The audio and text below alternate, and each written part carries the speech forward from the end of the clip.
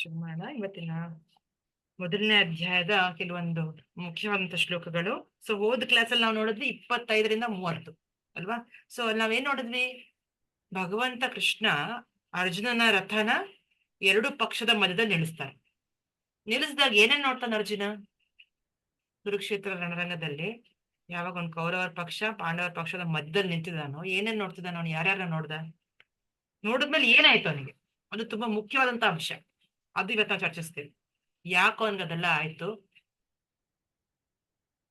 ಅದರ ಒಂದು ಏನು ನಿಜವಾದಂತ ಕಾರಣ ಏನು, ಅದ್ರ ಹಿಂದೆ ಏನಿದೆ ಅನ್ನೋದು ಇವತ್ತು ಚರ್ಚೆ ಮಾಡ್ತೀವಿ. ಸೊ ಏನ್ ನೋಡ್ದ ಅರ್ಜುನ? ಕೌರವರ ಪಕ್ಷದಲ್ಲಿ ಯಾರ್ಯಾರ ನೋಡ್ದ? ಅವ್ರ ತಾತಾರ್ನ, ಅವ್ರ ಗುರುಗಳನ್ನ, ಅವ್ರ ದೊಡ್ಡಪ್ಪನ ಮಕ್ಕಳು ಎಲ್ಲಾ ಬಂಧು ಬಳಗವನ್ನ ನೋಡಿ ಇವ್ರ ಎಲ್ಲಾರ ಜೊತೆಗೂ ಯುದ್ಧ ಮಾಡ್ಬೇಕಾ ನಾನು ಅಂತ ಅವನಿಗೆ ಅನಿಸ್ತು ಮಾತಾಜಿ. ಹಾ, ಕೊನೆಗೆ ಏನಾಯ್ತು ಅವನಿಗೆ? ಅರ್ಜುನ ಏನ್ ಕೊನೆಗೆ ಅವನಲ್ಲಿ ಏನೇನ್ ಲಕ್ಷಣಗಳು ನಾವು ನೋಡಿದ್ವಿ?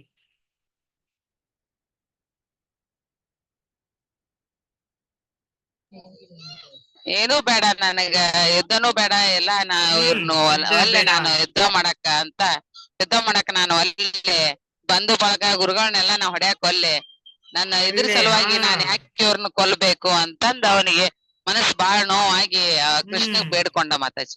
ಕೃಷ್ಣಗ್ ಬೇಡ್ಕೊಂಡ. ಅವನ ಮೈ ಎಲ್ಲ ನಡ್ಗಕ್ ಶುರುವಾಯ್ತು, ಗಾಂಡೀವ ಅವನ ಕೈಯಿಂದ ಜಾರೋದಿಕ್ ಶುರುವಾಯ್ತು ಅಲ್ವಾ. ಇದೆಲ್ಲ ಲಕ್ಷಣಗಳ ಅವನ್ ಕೂದಲು ನಿಲ್ಲೋದಿಕ್ ಶುರುವಾಯ್ತು, ಮೈಯೆಲ್ಲ ಜುಮ್ಮಾಗ್ ಶುರುವಾಯ್ತು, ಕಣ್ಣಿಂದ ನೀರ್ ಬರೋದಿಕ್ ಶುರುವಾಯ್ತು. ಅಷ್ಟು ದೊಡ್ಡ ಯೋಧನ ಕಣ್ಣಿಂದ ನೀರ್ ಬರೋದು, ಇದೆಲ್ಲ ಆಗೋದು ಒಂದು ಸಿಂಪ್ಟಮ್ಸ್ ಬರ್ತಿದೆ ಅಂದ್ರೆ ಲಕ್ಷಣ ಇದು ಒಳ್ಳೆ ಲಕ್ಷಣ ಅಲ್ಲ ಆಕ್ಚುಲಿ. ಅಂದ್ರೆ ಏನು, ಅವನಿಗೆ ಸಾಮರ್ಥ್ಯ ಇಲ್ವಾ ಯುದ್ಧ ಮಾಡೋದಿಕ್ಕೆ? ಅವನಿಗೆ ಸಾಮರ್ಥ್ಯತೆ ಇಲ್ವಾ? ಅವನಿಗೆ ಯುದ್ಧ ಮಾಡ್ಲಿಕ್ಕೆ ಬರೋದಿಲ್ವಾ? ಅವನು ಯಾವತ್ತೂ ಯುದ್ಧ ಗೆದ್ದೇ ಇಲ್ವಾ? ಯುದ್ಧ ಮಾಡೇ ಇಲ್ವಾ ಅರ್ಜುನ? ಗೆದ್ದಿದ್ದ ಮಾತಾಜಿ, ಆದ್ರ ತನ್ನ ಬಂಧು ಬಳಗ ನೋಡಿ ತನಗೆ ಕಲಿಸಿದ ಗುರುಗಳು ಮತ್ತ ತಮ್ಮ ತಾತನ್ನ, ತಮ್ಮ ದೊಡ್ಡಪ್ಪನ ಮಕ್ಕಳನ್ನ ಎಲ್ಲಾ ನಮ್ಮವ್ರ ಅಲ್ಲ ಅಂತ ತಿಳ್ಕೊಂಡು ಅವನಿಗೆ ಮೈ ನಡಗಿತ್ತು ಮಾತಾಜಿ. ಅವನು ಪಾಶುಪಶಾಸ್ತ್ರವನ್ನ ಗೆದ್ದು ಬಂದವನ, ಶಿವನ್ನ ಸೋಲಿಸಿ, ಆದ್ರೆ ಅವನ ಅಲ್ಲಿ ರಕ್ತ ಸಂಬಂಧಿಗಳನ್ನ ನೋಡಿ ಅವನಿಗೆ ಮೈ ನಡ್ಕೊ ಉಂಟಾಯ್ತು. ಧನ್ಯವಾದ ಮಾತಾಜಿ, ಭಾರತಿ ಮಾತಾಜಿ. ನೋಡಿ, ತುಂಬಾ ಒಳ್ಳೆಯ ವಿಷಯ ಇದು. ರಕ್ತ ಸಂಬಂಧಿಗಳನ್ನ ನೋಡಿ ಅತಿ ವ್ಯಾಮೋಹ. ಜೀವನದಲ್ಲಿ ನಮ್ಗೆ ಏನಾಗತ್ತೆ, ಎರಡು ವಿಷಯದಲ್ಲಿ ನಮ್ಗೆ ತುಂಬಾ ತುಂಬಾ ಸಂತೋಷ ಆಗಿ, ತುಂಬಾ ನಮ್ಮಲ್ಲಿ ಒಂಥರ ಯಾವ ತರ ಒಂದು ಸ್ಟೇಜ್ಗೆ ಹೋಗ್ತೀವಿ ಅಂದ್ರೆ ಎರಡು ತರ ಇರತ್ತೆ. ಒಂದು ಆಧ್ಯಾತ್ಮಿಕವಾಗಿ ನಾವ್ ಯಾವಾಗ ತುಂಬಾ ಪ್ರೋಗ್ರೆಸ್ ಆಗ್ತೀವೋ, ತುಂಬಾ ಅಡ್ವಾನ್ಸ್ ಆಗಿರ್ತೀವೋ, ಅವಾಗ ಕೂಡ ನಮ್ ಕಣ್ಣಿನ ನೀರು ಬರುತ್ತೆ, ಅವಾಗ ಕೂಡ ನಮ್ಗೊಂದು ಬೇರೆ ಭಾವದಲ್ಲಿರುತ್ತೆ. ಭೌತಿಕವಾಗಿ ಯಾವಾಗ ತುಂಬಾ ನಾವ್ ಹೆದರು ಬಿಡ್ತೀವೋ, ಯಾವಾಗ ಅತಿಯಾಗಿರೋಂಥ ವ್ಯಾಮೋಹಕ್ಕೆ ಸಿಗಾಕೊಂಡ್ಬಿಡ್ತೀವೋ, ಅವಾಗ ಕೂಡ ನಮ್ಮಲ್ಲಿ ಈ ತರ ಒಂದು ಭಯ ಅನ್ನೋದಾಗತ್ತೆ ಅಲ್ವಾ. ನಮ್ಮ ಬಂಧು ಬಳಗದ ಬಗ್ಗೆ, ನಮ್ಮ ಬಂಧು ಮಿತ್ರರು, ನಮ್ಮ ಫ್ಯಾಮಿಲಿ, ನಮ್ಮ ಮಕ್ಕಳ ಬಗ್ಗೆ ತುಂಬಾ ಅಟ್ಯಾಚ್ಮೆಂಟ್ ಆದಾಗ, ತುಂಬಾ ಮೋಹಕ್ಕೊಳಗಾದಾಗ ಈ ತರ ಒಂದು ಲಕ್ಷಣಗಳಾಗತ್ತೆ. ಸೊ ಅದಕ್ಕೆ ಹೇಳ್ತಾ ಇರೋದು, ಇದು ಭಯ ಅನ್ನೋದು ನೋಡಿ, ಭಯ ಅನ್ನೋದು ಆಧ್ಯಾತ್ಮಿಕ ಜೀವನದಲ್ಲಿ ಭಯ ಅನ್ನೋದೇ ಇಲ್ವಂತೆ. ಬಟ್ ಭಯ ಅನ್ನೋದು ಓನ್ಲಿ ಭೌತಿಕ ಜೀವನದಲ್ಲಿ ಇರುತ್ತೆ. ಯಾವಾಗ ನಾವು ಭೌತಿಕವಾಗಿ ತುಂಬಾ ಅಟ್ಯಾಚ್ ಆಗ್ತೀವಿ, ತುಂಬಾ ಇವಾಗ ಅರ್ಜುನಂಗ್ ಆಗ್ತಾ ಇರೋದು ಕೂಡ ಅಷ್ಟೇ. ಎಲ್ಲ ಜೀವ ಹಿಂಸೆ, ಎಲ್ಲ ವ್ಯಕ್ತಿಗಳು ಸತ್ತೋಗ್ಬಿಡ್ತಾರೆ, ಅವರೆಲ್ಲರ ವಿನಾಶ ಆಗತ್ತೆ ಅನ್ನೋ ಒಂದು ಭಯದಿಂದ ಅವನು ಯುದ್ಧಕ್ಕೆ ರೆಡಿ ಆಗ್ತಾ ಇಲ್ಲ, ಅವನ ಕರ್ತವ್ಯದ ಒಂದು ನೋಡೋದಿಕ್ಕೆ ಸಿದ್ಧನಾಗಿಲ್ಲ. ಇದು ತುಂಬಾ ಮುಖ್ಯವಾದಂತ ಅಂಶ ಹೇಳ್ತಾ ಇರೋದು ಭಗವಂತ. ಈ ಒಂದು ಭಾಷೆದಲ್ಲಿ ಕೂಡ ಹೇಳ್ತಾರೆ ಆಚಾರ್ಯರು. ಯಾಕಂದ್ರೆ ಭಯ ಅನ್ನೋದು ಆಕ್ಚುಲಿ ಡಿವೋಟಿಸ್ಗೆ ಇರಲ್ಲ, ಎರಡು ತರ ಗುಣ ಇರತ್ತಂತೆ. ಇಲ್ಲಿ ಅರ್ಜುನ ಕೂಡ ಯಾಕೆ ಹಿಂದೆಕ್ ಆಗ್ತಿದ್ದಾನೆ ಯುದ್ಧ ಮಾಡೋದಿಕ್ಕೆ? ಫಸ್ಟ್ ಆಫ್ ಆಲ್ ಅವನೊಬ್ಬ ಭಗವಂತನ ಭಕ್ತ. ಅವನು ಒಂದು ಸತ್ವಗುಣದಲ್ಲಿರೋಂಥ ವ್ಯಕ್ತಿ. ಸತ್ವಗುಣದಲ್ಲಿರೋಂಥ ವ್ಯಕ್ತಿಗಳಿಗೆ ಯುದ್ಧ ಮಾಡೋದು, ಯಾರಿಗಾರು ಹಿಂಸೆ ಮಾಡೋದು ಅಲ್ವಾ, ಯಾರಿಗಾರು ನೋವು ಕೊಡೋದು ಇಷ್ಟ ಪಡೋದಿಲ್ಲ. ನಾವ್ ಯಾಕೆ ಇನ್ನೊಬ್ರು ತೊಂದರೆ ಕೊಡೋದು ಅಂತ ಯೋಚನೆ ಮಾಡ್ತಾರೆ. ಕರೆಕ್ಟ್. ಆದ್ರೆ ಅದು ಯಾವಾಗ್ಲೂ ಸರಿಯಲ್ಲ. ಇವಾಗ ತಂದೆ ತಾಯಿ ಮಕ್ಕಳನ್ನ ಬೆಳೆಸ್ಬೇಕು ಅಂದ್ರೆ, ಮಕ್ಕಳನ್ನ ಏನಾರು ತಪ್ಪು ಮಾಡಿದಾಗ ಅವ್ರನ್ನ ಬೈದೇ ಇದ್ರೆ ಪರವಾಗಿಲ್ವಾ? ಅವ್ರಿಗೆ ಯಾಕೆ ಬೇಜಾರು ಮಾಡಿಸೋದು, ಅವ್ರಿಗೆ ಯಾಕೆ ಬೈಯೋದು ಅಂತ ಹೇಳಿದ್ರೆ ಕರೆಕ್ಟಾ? ನೀವ್ ಹೇಳಿ ಮಾತಾಜಿ, ಪರವಾಗಿಲ್ವಾ? ಅವ್ರನ್ನ ಬಿಟ್ಬಿಟ್ರೆ ಶಿಕ್ಷಿಸಬೇಕು ಮಾತಾಜಿ. ಶಿಕ್ಷಿಸ್ಬೇಕಲ್ವಾ? ಮತ್ತೆ ಅದು ತಪ್ಪಾಗತ್ತಾ? ಅದು ಜೋರ್ ಮಾಡಿದ್ರೆ, ಅವ್ರಿಗೆ ಹೊಡೆದ್ರೆ, ಅವರಿಗೆ ಶಿಕ್ಷೆ ಕೊಟ್ರೆ ತಪ್ಪಾಗತ್ತಾ? ಅದು ಇಲ್ಲ ಅಲ್ವಾ, ಅದು ಕರ್ತವ್ಯ. ಅದು ಮುಂದೆ ಮತ್ತೆ ಆ ತಪ್ಪನ್ ಮಾಡ್ಬಾರ್ದು ಮಾತಾಜಿ ಅಲ್ವಾ? ನಿಜ. ಮತ್ತೆ ತಪ್ಪು ಮಾಡ್ಬಾರ್ದು. ಅವ್ರ ತಪ್ಪು ಅರಿವಾಗ್ಬೇಕು, ತಪ್ಪು ಅರಿವು ಮಾಡಿಸ್ಬೇಕು. ಹಾಗಾಗಿ ಡ್ಯೂಟಿ ನಾವು ಜವಾಬ್ದಾರಿ ತಗೊಂಡಾಗ ಆ ಒಂದು ರೋಲ್ ನಿಭಾಯಿಸ್ಬೇಕಾದ್ರೆ ನಾವು ಮಾಡ್ಬೇಕಾಗಿ ಬರುತ್ತೆ. ಅದು ಕರ್ತವ್ಯ ಅದು ಅಲ್ವಾ. ಅದರಿಂದ ನಮ್ಗೇನು ಸಂತೋಷ ಸಿಗಲ್ಲ. ಅವ್ರಿಗೆ ಬೈಯೋದ್ರಿಂದ ಹೊಡೆಯೋದ್ರಿಂದ ನಮ್ಗೇನು ಖುಷಿ ಸಿಗೋದಿಲ್ಲ. ಡ್ಯೂಟಿ ಮಾಡ್ಬೇಕು. ಅದೇ ತರ ಇಲ್ಲೂ ಅಷ್ಟೇ ಅಧರ್ಮದ ಪಕ್ಷದಲ್ಲಿರೋ ವ್ಯಕ್ತಿಗಳನ್ನ ಧ್ವಂಸ ಮಾಡ್ಲೇಬೇಕು, ಅವ್ರ ಮೇಲೆ ಯುದ್ಧ ದಾಳಿ ಮಾಡ್ಲೇಬೇಕು. ಯಾಕಂದ್ರೆ ಭಗವಂತ ಕೃಷ್ಣನ ಅರೇಂಜ್ಮೆಂಟ್ ಇದು, ಅವನ ಒಂದು ತಯಾರಿ ಇದು. ಕುರುಕ್ಷೇತ್ರ ರಣರಂಗ ಈ ಯುದ್ಧ ಯಾಕೆ ನಡೀತಾ ಇದೆ? ಯಾರು ಒಂದು ಹಸ್ತಿನಾಪುರ ರಾಜ್ಯದ ಮೇಲೆ ಯಾರು ಕೂತ್ಕೋಬೇಕು? ಧರ್ಮದ ಪಕ್ಷದಲ್ಲಿರೋರು ಕೂತ್ಕೋಬೇಕಲ್ವಾ. ಧರ್ಮದ ಪಕ್ಷದಲ್ಲಿರೋರು ರಾಜ್ಯ ಆಳ್ಬೇಕು. ಬಟ್ ಅಧರ್ಮಿಗಳು ಕೂತ್ಕೊಂಡ್ರೆ ಏನಾಗತ್ತೆ? ಅಧರ್ಮಿ ರಾಜ ಆದ್ರೆ ಏನಾಗತ್ತೆ? ಇಡೀ ರಾಜ್ಯಕ್ಕೆ ಹೊಡ್ತಾ ಬಿಡುತ್ತೆ. ಪ್ರತಿಯೊಂದು ಜೀವಿಗೂ ಹಿಂಸೆ ಆಗತ್ತೆ. ಯಾರು ಸುಖ ಸಂತೋಷವಾಗಿರೋದಕ್ಕೆ ಆಗೋದಿಲ್ಲ. ಇದನ್ನ ಭಗವಂತ ಎದ್ಕೊಂಡು ನೋಡೋದಿಕ್ ಆಗಲ್ಲ. ಕಣ್ಮುಂದೆ ಭಗವಂತನ ಕಣ್ಮುಂದೆ ಅಧರ್ಮನ ಬಿಡಕ್ಕಾಗತ್ತ? ನಡ್ಸ್ಕೊಂಡು ಹೋಗೋದಿಕ್ಕೆ ಇಲ್ಲ. ಸೊ ಅದಕ್ಕೆ ಈ ಭಾಷೆದಲ್ಲಿ ಒಂದ್ ಕಡೆ ಬರೀತಾರೆ ಆಚಾರ್ಯರು, ಏನಾರು ತಪ್ಪು ನಡೆದಿದ್ರೆ, ಏನಾರು ಅಪರಾಧ ಮಾಡಿದ್ರೆ ಭಗವಂತನ ವಿರುದ್ಧ ಮಾಡಿದ್ರೆ ಭಗವಂತ ಕ್ಷಮಿಸ್ತಾನಂತೆ. ಅವನ ವಿರುದ್ಧವಾಗಿ ಏನಾರು ನಾವು ತಪ್ಪಾಗಿ ನಡ್ಕೊಂಡಿದ್ರೆ, ಏನೋ ಸರಿಯಾಗಿ ನಾವು ಗೌರವ ಸಲ್ಲಿಸಿಲ್ಲ, ಏನೇ ಮಾತಾಡಿದ್ರು ಅಥವಾ ಏನಾರು ತಪ್ಪಾಗಿ ಮಾತಾಡಿದ್ರು ಅವ್ನ್ ಕ್ಷಮಿಸ್ತಾನೆ. ಬಟ್ ಅವ್ನ ಭಕ್ತರ ವಿರುದ್ಧ ನಾವೇನಾರು ತಪ್ಪು ಮಾಡಿದ್ರೆ, ಅವ್ರಿಗೆ ಹಿಂಸೆ ಕೊಟ್ಟಿದ್ರೆ ಅವ್ನ್ ಕ್ಷಮಿಸೋದಿಲ್ಲ. ಅವ್ನ ಭಕ್ತರ ಕಂಡ್ರೆ ಅವನಿಗೆ ಅಷ್ಟು ಇಷ್ಟ. ಭಕ್ತರಂದ್ರೆ ಅವನ ಪ್ರಾಣ. ಇದಕ್ಕೋಸ್ಕರನೇ ಅವನ ಅವತಾರ ತಗೊಳ್ಳೋದಲ್ವಾ. ಅವನು ಯದಾ ಯದಾ ಹಿ ಧರ್ಮಸ್ಯ ಗ್ಲಾನಿರ್ಭವತಿ ಭಾರತ ಅಭ್ಯುತ್ಥಾನಂ ಅಧರ್ಮಸ್ಯ ತದಾತ್ಮಾನಂ ಸೃಜಾಮ್ಯಹಂ ಪರಿತ್ರಾಣಾಯ ಸಾಧೂನಾಂ. ಸಾಧುಗೋಸ್ಕರನೇ ಅವ್ನು ಬರೋದು ಫಸ್ಟ್. ಅವನ ಅವತಾರ ತಗೊಳ್ಳೋದು ಯಾತಕ್ಕೆ? ಇವಾಗ್ಲೇ ನಾವು ಸ್ವಲ್ಪ ಮುಂಚೆ ನಮ್ಮ ರೀಡಿಂಗ್ ಸೆಷನ್ ಮಾತಾಡ್ತಾ ಇದ್ದೀವಿ. ಭಗವಂತ ಅವತಾರ ತಗೊಳ್ಳೋದು ಅವನ ಭಕ್ತಾದಿಗಳಿಗೋಸ್ಕರ ಬರ್ತಾನ. ಅವ್ನ್ ಲೀಲೆ ಮಾಡೋದಕ್ಕೆ ಈ ಭೂಮಿ ಮೇಲೆ ಅವ್ನ್ ಯಾಕೆ ಬರ್ಬೇಕು? ಅವ್ನ್ ಧಾಮ ಬಿಟ್ಕೊಂಡು, ಅವ್ನ ಆಧ್ಯಾತ್ಮಿಕ ಲೋಕ ಬಿಟ್ಕೊಂಡು, ಅವನ್ ಮನೆ ಬಿಟ್ಕೊಂಡು ಅವ್ನ್ ಯಾಕೆ ಇಲ್ಲಿಗೆ ಬರ್ಬೇಕು ಅಲ್ವಾ? ಅಂಬರೀಷ್ ಮಹಾರಾಜರ ಕಥೆ ಇದ್ದಂಗೆ. ಅಂಬರೀಷ ಮಹಾರಾಜರು ಮಾತಾಜಿ ಅದೇ ವಿಷ್ಣು ಅವರು ಅವತಾರ ತಗೊಳ್ತಾರಲ್ಲ, ಅವರ ಭಕ್ತರಿಗೋಸ್ಕರ. ಅವ್ರ ಭಕ್ತರಿಗೋಸ್ಕರ ಬರ್ತಾರೆ ಭಗವಂತ. ಸೊ ಹಾಗಾಗಿ ಅವನ ಭಗವಂತನ ಭಕ್ತರ ವಿರುದ್ಧ ಏನಾರು ಹಿಂಸೆ ನಡೆದ್ರೆ, ಏನಾರು ಅತ್ಯಾಚಾರ ನಡೆದ್ರೆ, ಕಷ್ಟ ನಡೆದ್ರೆ ಅವನು ಅವರ ರಕ್ಷಣೆಗೆ ಯಾವಾಗ್ಲೂ ನಿಂತಿರ್ತಾನೆ. ಅದು ಭಗವಂತನ ಒಂದು ಮಾತು ಅಂದ್ರೆ, ಅವನ ಒಂದು ರಕ್ಷಣೆ ಅಂದ್ರೆ. ಅದನ್ನ ನೋಡಿದ್ವಿ ನಾವು ಇವತ್ತು. 31ರಿಂದ ಮುಂದೆ ಬರ್ಸೋಣ. 31 ಶ್ಲೋಕ ಅಲ್ವಾ? 30 ಆಗಿದೆ ಅಲ್ವಾ? ಹೋದ್ ಕ್ಲಾಸಲ್ಲಿ ನಾಲ್ಕ ಇದೆಯಾ ಡಿವೋಟಿಸ್?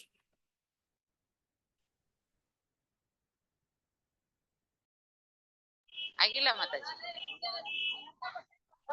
30 ಆಗಿತ್ತಲ್ವಾ ಹರಿಬೋಲ್? 30 ಆಗೈತ್ ಮಾತಾಜಿ. 30 ಆಗಿತ್ತು. 31ರಿಂದ ಮಾಡ್ಬೇಕು ಇವತ್ತು. ಸೊ 31ನೇ ಶ್ಲೋಕ ನೋಡೋಣ. ನೀವು ಮದುವೆಗೆ ಹೋಗಿದ್ರಲ್ಲ ಮಾತಾಜಿ, 30 ಆಗೈತ್ ಮಾತಾಜಿ. 30 ಆಗಿತ್ತು. ಹೌದು ಮಾತಾಜಿ. 31 ನೋಡೋಣ ಮಾತಾಜಿ. ಹಾ. ನಚ ಶ್ರೇಯೋ ಅನುಪಶ್ಯಾಮಿ ಹತ್ವಾ ಸ್ವಜನಮಾಹವೇ ನ ಕಾಂಕ್ಷೆ ವಿಜಯಂ ಕೃಷ್ಣ ನಚ ರಾಜ್ಯಂ ಸುಖಾನಿ ಚ. ಏನಂತಾನೆ ಅರ್ಜುನ ಇವಾಗ? ಯಾರ ಓದ್ತೀರಾ ಇದನ್ನ? 31ನೇ ಶ್ಲೋಕದ ಅನುವಾದ ಓದ್ತೀರಾ? ನೋಡಿ, ಇದೆಲ್ಲ ನಾವು ಮಾತಾಡೋ ಮಾತುಗಳೇ. ಇದೆಲ್ಲ ನಾವು ನಮ್ಮ ಜೀವನದಲ್ಲಿ ಮಾತಾಡ್ತೀವಿ. ಇದೆಲ್ಲ ಮಾತುಗಳು. ಅದಕ್ಕೆ ತುಂಬಾ ಮುಖ್ಯವಾದಂತ ಕ್ಲಾಸ್ ಇದು. ನಾನು ಅರ್ಜುನ ಮಾತಾಡ್ತಾ ಇದ್ದಾನೋ ತುಂಬಾ ಮುಖ್ಯವಾದದ್ದು ಇದು. ಮಾತಾಜಿ ಓದ್ತೀರಾ? ಓದ್ಲಾ ಮಾತಾಜಿ? ಯಶೋಧ ಮಾತಾಜಿ ಓದಿ. ಅನುವಾದ. ಹೇ ಕೃಷ್ಣ, ಯುದ್ಧದಲ್ಲಿ ನನ್ನ ಬಂಧುಗಳನ್ನೇ ಕೊಲ್ಲುವುದರಿಂದ ನನಗೆ ಹೇಗೆ ಶ್ರೇಯಸ್ಸಾಗುವುದು ಎಂದು ಕಾಣಲಾರೆ. ಶ್ರೇಯಸ್ಸಾಗುವುದು ಎಂದು ಕಾಣಲಾರೆ. ಅನಂತರದ ಯಾವುದೇ ವಿಜಯವನ್ನಾಗಲಿ ರಾಜ್ಯವನ್ನಾಗಲಿ ಸುಖವನ್ನಾಗಲಿ ಬಯಸಲಾರೆ. ಭಾವಾರ್ಥ ಓದಿ ಮಾತಾಜಿ. ಒಳ್ಳೆ ಶ್ಲೋಕ. ಭಾವಾರ್ಥ. ಸ್ವಹಿತವಿರುವುದು ವಿಷ್ಣುವಿನಲ್ಲಿ ಅಥವಾ ಕೃಷ್ಣನಲ್ಲಿ ಎನ್ನುವುದು ಅರಿಯದೆ ಬದ್ಧಾತ್ಮರು ದೇಹ ಸಂಬಂಧಗಳಲ್ಲಿ ಆಸಕ್ತರಾಗುತ್ತಾರೆ. ಇಂತಹ ಸನ್ನಿವೇಶಗಳಿಂದ ಸುಖವನ್ನು ನಿರೀಕ್ಷಿಸುತ್ತಾರೆ. ಬದುಕನ್ನು ಕುರಿತ ಎಂತಹ ಕುರುಡು ಕಲ್ಪನೆಯಲ್ಲಿ ಅವರು ಪ್ರಾಪಂಚಿಕ ಸುಖದ ಕಾರಣಗಳನ್ನು ಮರೆತು ಬಿಡುತ್ತಾರೆ. ಅರ್ಜುನನು ಕ್ಷತ್ರಿಯನ ನೀತಿ ಸಂಹಿತೆಯನ್ನು ಮರೆತು ಬಿಟ್ಟಂತೆ ಕಾಣುತ್ತದೆ. ಸೂರ್ಯಮಂಡಲವು ಬಹುಶಕ್ತಿಯಿಂದ ಕೂಡಿದ್ದು ಅದರ ಪ್ರಭೆಯು ಕಣ್ಣನ್ನು ಪೂರೈಸುತ್ತದೆ. ಇಂತಹ ಸೂರ್ಯಮಂಡಲವನ್ನು ಪ್ರವೇಶಿಸಲು ಇಬ್ಬರು ಅರ್ಹರು ಎಂದು ಹೇಳುತ್ತಾರೆ. ಕೃಷ್ಣನೇ ನೀಡಿದ ಆಜ್ಞೆಯಂತೆ ರಣಭೂಮಿಯಲ್ಲಿ ಸೈನ್ಯದ ಮುಂಚೂಣಿಯಲ್ಲಿ ಪ್ರಾಣಾರ್ಪಣೆ ಮಾಡುವ ಕ್ಷತ್ರಿಯನು ಮತ್ತು ಆಧ್ಯಾತ್ಮಿಕ ಬೆಳವಣಿಗೆಗೆ ಮುಡಿಪಾದ ಸನ್ಯಾಸಿ. ಅರ್ಜುನನು ತನ್ನ ಬಂಧುಗಳನ್ನು ಕೊಲ್ಲುವುದಿರಲಿ ಶತ್ರುಗಳನ್ನು ಕೊಲ್ಲಲು ಸಿದ್ಧನಾಗಿಲ್ಲ. ಹಸಿವಿಲ್ಲದಿರುವವನಿಗೆ ಅಡಿಗೆ ಮಾಡಲು ಹೇಗೆ ಇಷ್ಟವಿರುವುದಿಲ್ಲವೋ ಹಾಗೆ ಅರ್ಜುನನು ತನ್ನ ಬಂಧುಗಳನ್ನು ಕೊಲ್ಲುವುದರಿಂದ ತನಗೆ ಸುಖ ಉಂಟಾಗುವುದಿಲ್ಲ ಎಂದು ಯೋಚಿಸುತ್ತಾನೆ. ಆದುದರಿಂದ ಅವನಿಗೆ ಯುದ್ಧ ಮಾಡಲು ಇಷ್ಟವಿಲ್ಲ. ಈಗ ಅವನು ಕಾಡಿಗೆ ಹೋಗಿ ನಿರಾಶೆಯಲ್ಲಿ ಏಕಾಂತದಲ್ಲಿ ಬದುಕಲು ನಿಶ್ಚಯಿಸಿದ್ದಾನೆ. ಆದರೆ ಕ್ಷತ್ರಿಯನಾದವನು ಜೀವನೋಪಾಯಕ್ಕಾಗಿ ಬೇರಾವ ವೃತ್ತಿಯನ್ನು ಅನುಸರಿಸಲು ಸಾಧ್ಯವಿಲ್ಲ. ಆದುದರಿಂದ ಅವನಿಗೆ ಒಂದು ರಾಜ್ಯವೂ ಬೇಕು. ಆದರೆ ಅರ್ಜುನನಿಗೆ ರಾಜ್ಯವಿಲ್ಲ. ರಾಜ್ಯವನ್ನು ಪಡೆಯಲು ಅವನಿಗೆ ಇರುವುದು ಒಂದೇ ಮಾರ್ಗ, ತನ್ನ ಸಹೋದರರೊಂದಿಗೆ ಮತ್ತು ದಾಯಾದಿಗಳೊಂದಿಗೆ ಯುದ್ಧ ಮಾಡಿ ತನ್ನ ತಂದೆಯಿಂದ ಬಂದ ರಾಜ್ಯವನ್ನು ಮರಳಿ ಪಡೆಯುವುದು. ಆದರೆ ಇದನ್ನು ಮಾಡಲು ಅವನಿಗೆ ಇಷ್ಟವಿಲ್ಲ. ಆದುದರಿಂದ ಅರ್ಜುನನು ತಾನು ಹತಾಶನಾಗಿ ಒಬ್ಬಂಟಿಯಾಗಿ ಕಾಡಿನಲ್ಲಿ ವಾಸಿಸಲು ಮಾತ್ರ ಯೋಗ್ಯ ಎಂದು ಭಾವಿಸುತ್ತಾನೆ. ಹರೇ ಹ್ಮ್ ಕೃಷ್ಣ. ಹರೇ ಹರೇ ಕೃಷ್ಣ ಮಾತಾಜಿ. ನೋಡಿ, ಯಾವಾಗ ನಾವ್ ಈ ತರ ಭೌತಿಕವಾಗಿ ಮಟೀರಿಯಲ್ ಅಟ್ಯಾಚ್ಮೆಂಟ್ ಅಂತ ಹೇಳ್ತಾರೆ, ಭೌತಿಕವಾಗಿ ತುಂಬಾ ವ್ಯಾಮೋಹದಲ್ಲಿ ಸಿಗಾಕೊಂಡಾಗ ಧರ್ಮ ಏನು, ನನ್ನ ಡ್ಯೂಟಿ ಏನು ಅನ್ನೋದನ್ನ ನಾವು ಮರ್ತೋಗ್ಬಿಡ್ತೀವಿ ಆಕ್ಚುಲಿ. ಅದಕ್ಕೆ ಇಲ್ಲಿ ಅರ್ಜುನನ್ ಕೂಡ ಅದೇ ಹೇಳ್ತಾ ಇರೋದು, ನಿಂದಿಸ್ತಾ ಇರೋದು ಆಕ್ಚುಲಿ ಕೃಷ್ಣ. ಇಲ್ಲಿ ಆಚಾರ್ಯರು ಕೂಡ ಯಾಕೆ ನಿಂದಿಸ್ತಾ ಇದ್ದಾರೆ ಅಂದ್ರೆ, ಅರ್ಜುನ ವೃತ್ತಿ ಏನು, ಕ್ಷತ್ರಿಯ ಅವನು, ಅವನೊಬ್ಬ ಯೋಧ. ಅವನು ಯೋಧನಾಗಿ ಅವನ ಕರ್ತವ್ಯ ಮಾಡ್ಲೇಬೇಕು, ತಾಯಿಯಾಗಿ ಅವಳ ಕರ್ತವ್ಯ ಮಾಡ್ಲೇಬೇಕು, ತಂದೆಯಾಗಿ ಕರ್ತವ್ಯ ಮಾಡ್ಲೇಬೇಕು ಅಲ್ವಾ. ಗಂಡದ ಡ್ಯೂಟಿ ಏನು, ಗಂಡನ ಡ್ಯೂಟಿ ಫ್ಯಾಮಿಲಿನ ರಕ್ಷಣೆ ಕೊಡೋದು. ಹೆಂಡತಿ ಡ್ಯೂಟಿ ಏನು, ಮನೆಯೆಲ್ಲರನ್ನೂ ಅನುಸರಿಸ್ಕೊಂಡು ಹೋಗೋದು ಅಲ್ವಾ. ಇದು ನನ್ನ ಡ್ಯೂಟಿ ಮಾಡೋದಿಲ್ಲ, ಇದಂಗೆ ತುಂಬಾ ಕಷ್ಟ, ಇದಂಗೆ ಕಷ್ಟಕರವಾಗಿದೆ ಅಂತ ತಪ್ಪಿಸ್ಕೊಂಡು ಓಡೋಗ್ಬಿಟ್ರೆ, ಈ ಜವಾಬ್ದಾರಿ ನಾನು ಮಾಡಲ್ಲ ಅಂತ ಎಲ್ಲೋ ಹೋಗ್ಬಿಟ್ರೆ ಅದು ತಪ್ಪಾಗತ್ತೆ. ಇವತ್ತು ಕಲಿಯುಗದಲ್ಲಿ ಸ್ವಲ್ಪ ಮಟ್ಟಿಗೆ ವರ್ಣಾಶ್ರಮ ನಾವು ಸರಿಯಾಗಿ ನಿಭಾಯಿಸಕ್ ಆಗ್ತಿಲ್ಲ.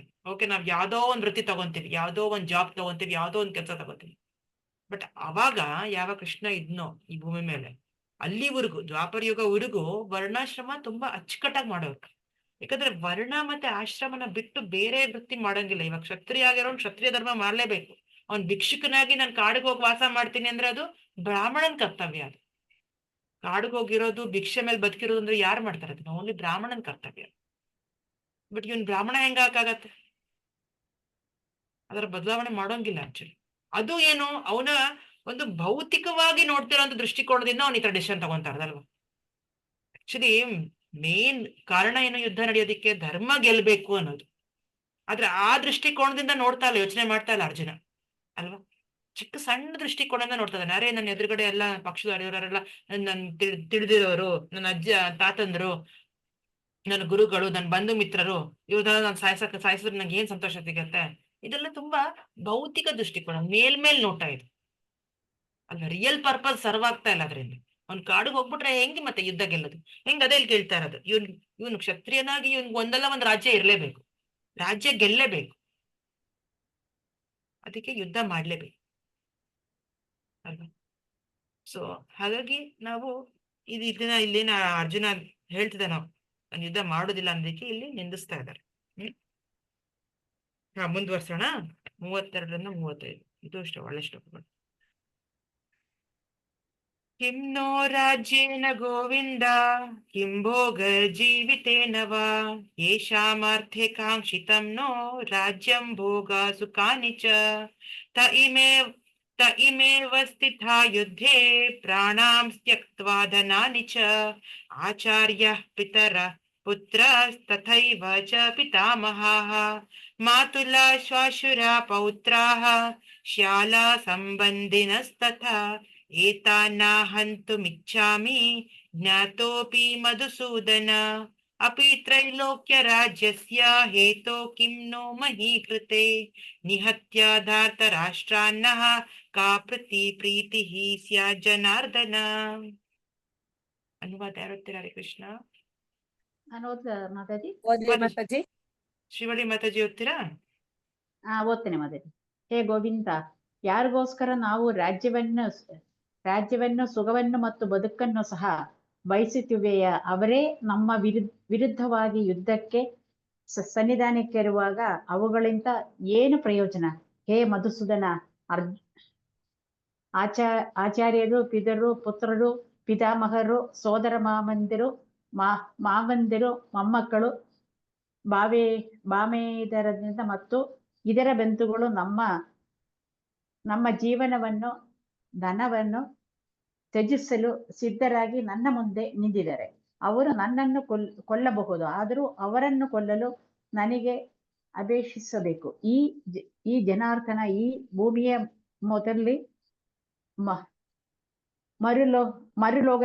ಮರುಲೋಕಗಳನ್ನು ನನಗೆ ಕೊಡುವುದರಾದರೂ ನಾನು ಇವರೊಡನೆ ಯುದ್ಧ ಮಾಡಲು ಸಿದ್ಧವಾಗಿಲ್ಲ.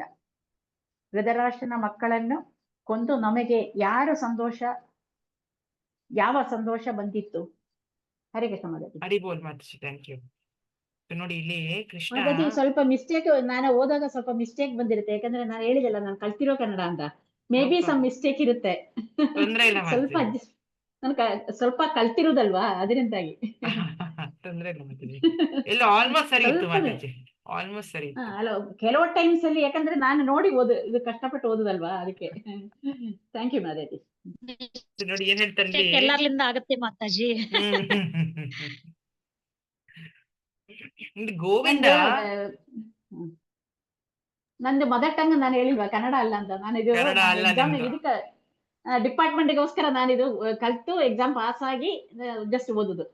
Very state nice government Mataji. ಇವಾಗ ಅದೇ ಕನ್ನಡ ನಮ್ಗೆ ಇವಾಗ ಸಹಾಯ ಆಗ್ತದೆ ನೋಡಿ, ನಿಮ್ಮ ಒಂದ್ ಸಾಂಗತ್ಯ ಸಿಗ್ತಾ ಇದೆ ನಮಗ್ ಮಾತಾಜಿ. ಹೌದು, ನನಗೆ ಇಷ್ಟನೇ ಬೇರೆ. ಈ ಲ್ಯಾಂಗ್ವೇಜ್ ಇಸ್ ವೆರಿ ನೈಸ್.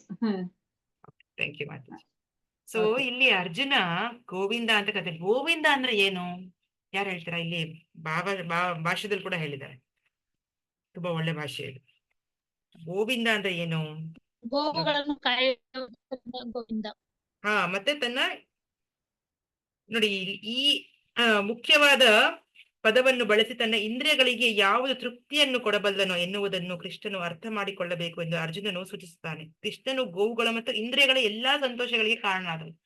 ಇಂದ್ರಿಯಗಳನ್ನ ತೃಪ್ತಿಪಡಿಸೋನು ಮತ್ತೆ ಗೋವುಗಳಿಗೆ ಏನು ಸಂತೋಷ ಕೊಡೋನು ಅಲ್ವಾ? ಸೊ ಅದಕ್ಕೆ ಅವನಿಗೆ ಗೋವಿಂದ ಅಂತ ಕರೀತಾರೆ. ಯಾವಾಗ ನಾವು ಭಗವಂತನ ಇಂದ್ರಿಯನ ತೃಪ್ತಿಸ್ತೀವೋ, ಅವನ ಒಂದು ತೃಪ್ತಿಗೋಸ್ಕರ ನಾವು ಕಾರ್ಯ ಮಾಡ್ತೀವೋ, ಅವಾಗ ಆಟೋಮ್ಯಾಟಿಕಲಿ ನಮ್ಮ ಇಂದ್ರಿಯಗಳು ತೃಪ್ತಿ ಆಗತ್ತೆ. ಬರೀ ನಮ್ಮ ಭೌತಿಕ ಇಂದ್ರಿಯಗಳನ್ನ ತೃಪ್ತಿ ಪಡ್ಸಕ್ ಹೋದ್ರೆ ಎಷ್ಟು ತೃಪ್ತಿ ಪಡಿಸಿದ್ರು ತೃಪ್ತಿ ಆಗೋದೇ ಇಲ್ಲ. ಎಷ್ಟು ತಿಂದ್ರು ನಾವು ಇನ್ನೂ ಸಾಲದು ಅಂತ ಹೇಳ್ತೀವಲ್ವಾ? ಎಷ್ಟು ಜನ್ಮಗಳು ನಾವು ತಿಂತಾನೆ ಇದೀವಿ, ಆಕ್ಚುಲಿ ಎಷ್ಟು ಜನ್ಮಗಳು ನಾವು ನೋಡ್ತಾನೆ ಇದೀವಿ, ಆದ್ರೆ ತೃಪ್ತಿ ಆಗ್ತಾ ಇಲ್ಲ ನಮ್ಗೆ. ಇನ್ನೂ ನಾವು ಹುಡುಕ್ತಾ ಇದೀವಿ, ಇನ್ನೂ ಎಲ್ಲೋ ಸಂತೋಷ ಸಿಗತ್ತೇನೋ ಅಂತ ನಾವು ಹುಡುಕ್ತಾ ಇದೀವಿ. ಬಟ್ ಯಾವಾಗ ನಾವು ಉಲ್ಟಾ ಮಾಡ್ತೀವಿ, ರಿವರ್ಸ್ ಮಾಡ್ತೀವೋ, ಯಾವಾಗ ನಾವು ಕೃಷ್ಣ ಹೇಳ್ದಂಗ್ ನಡ್ಕೊಂಡು ಕೃಷ್ಣನ ಇಷ್ಟಕ್ಕೋಸ್ಕರ ನಾವು ಜೀವನ ಮಾಡ್ತೀವೋ, ಅವ್ನು ಹೇಳ್ದಂಗ್ ನಡ್ಕೋತೀವಿ, ಅವನ ತೃಪ್ತಿ ಪಡಿಸ್ತಿರ್ತೀವೋ ನಾವು,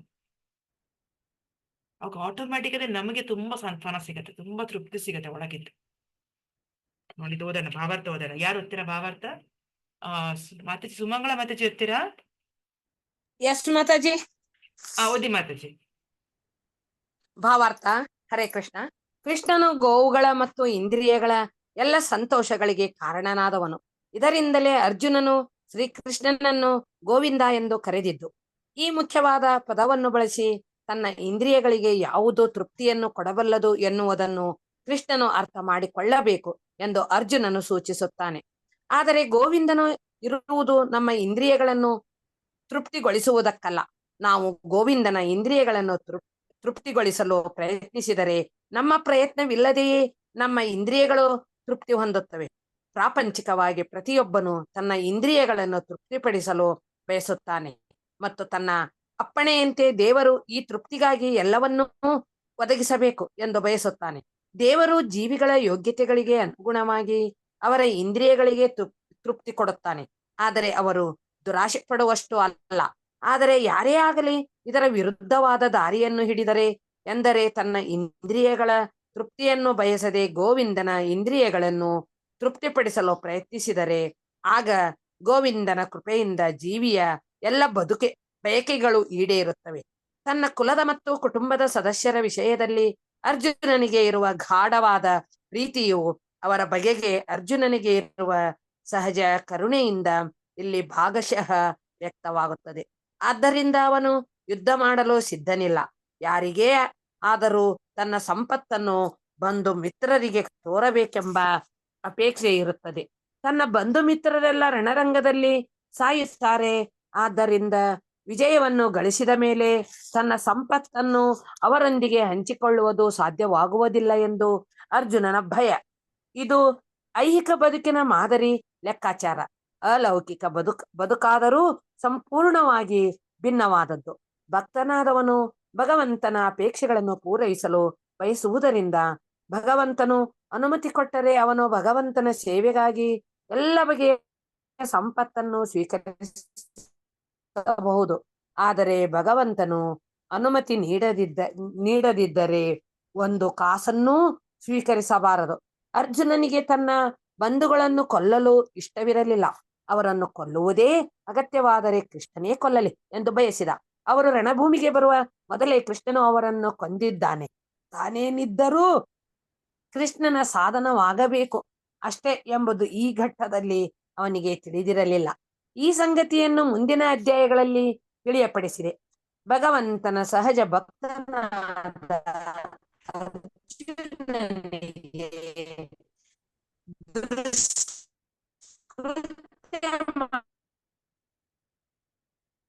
ಹರಿಬೋಲ್ ಮಾತಾಜಿ, ಇದು ವಾಯ್ಸ್ ಬ್ರೇಕ್ ಆಗ್ತಿದೆ ಮಾತಾಜಿ. ಮಂಗಳ ಮಾತಾಜಿ, ಇಲ್ಲಿವರೆಗೂ ಕೇಳಿಸ್ತಿತ್ತು, ಈಗ ಸರಿಯಾಗಿ ಬರ್ತಾ ಇಲ್ಲ ಮಾತಾಜಿ. ಹರೇ ಕೃಷ್ಣ.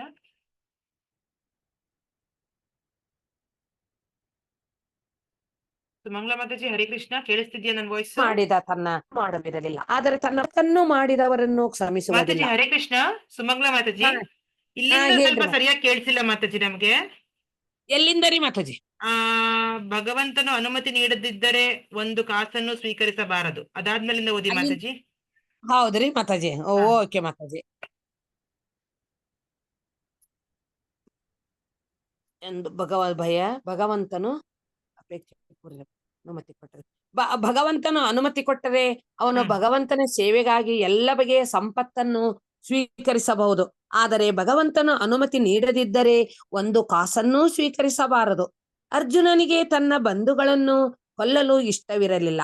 ಅವರನ್ನು ಕೊಲ್ಲುವುದೇ ಅಗತ್ಯವಾದರೆ ಕೃಷ್ಣನೇ ಕೊಲ್ಲಲಿ ಎಂದು ಬಯಸಿದ. ಅವರು ರಣಭೂಮಿಗೆ ಬರುವ ಮೊದಲೇ ಕೃಷ್ಣನು ಅವರನ್ನು ಕೊಂದಿದ್ದಾನೆ.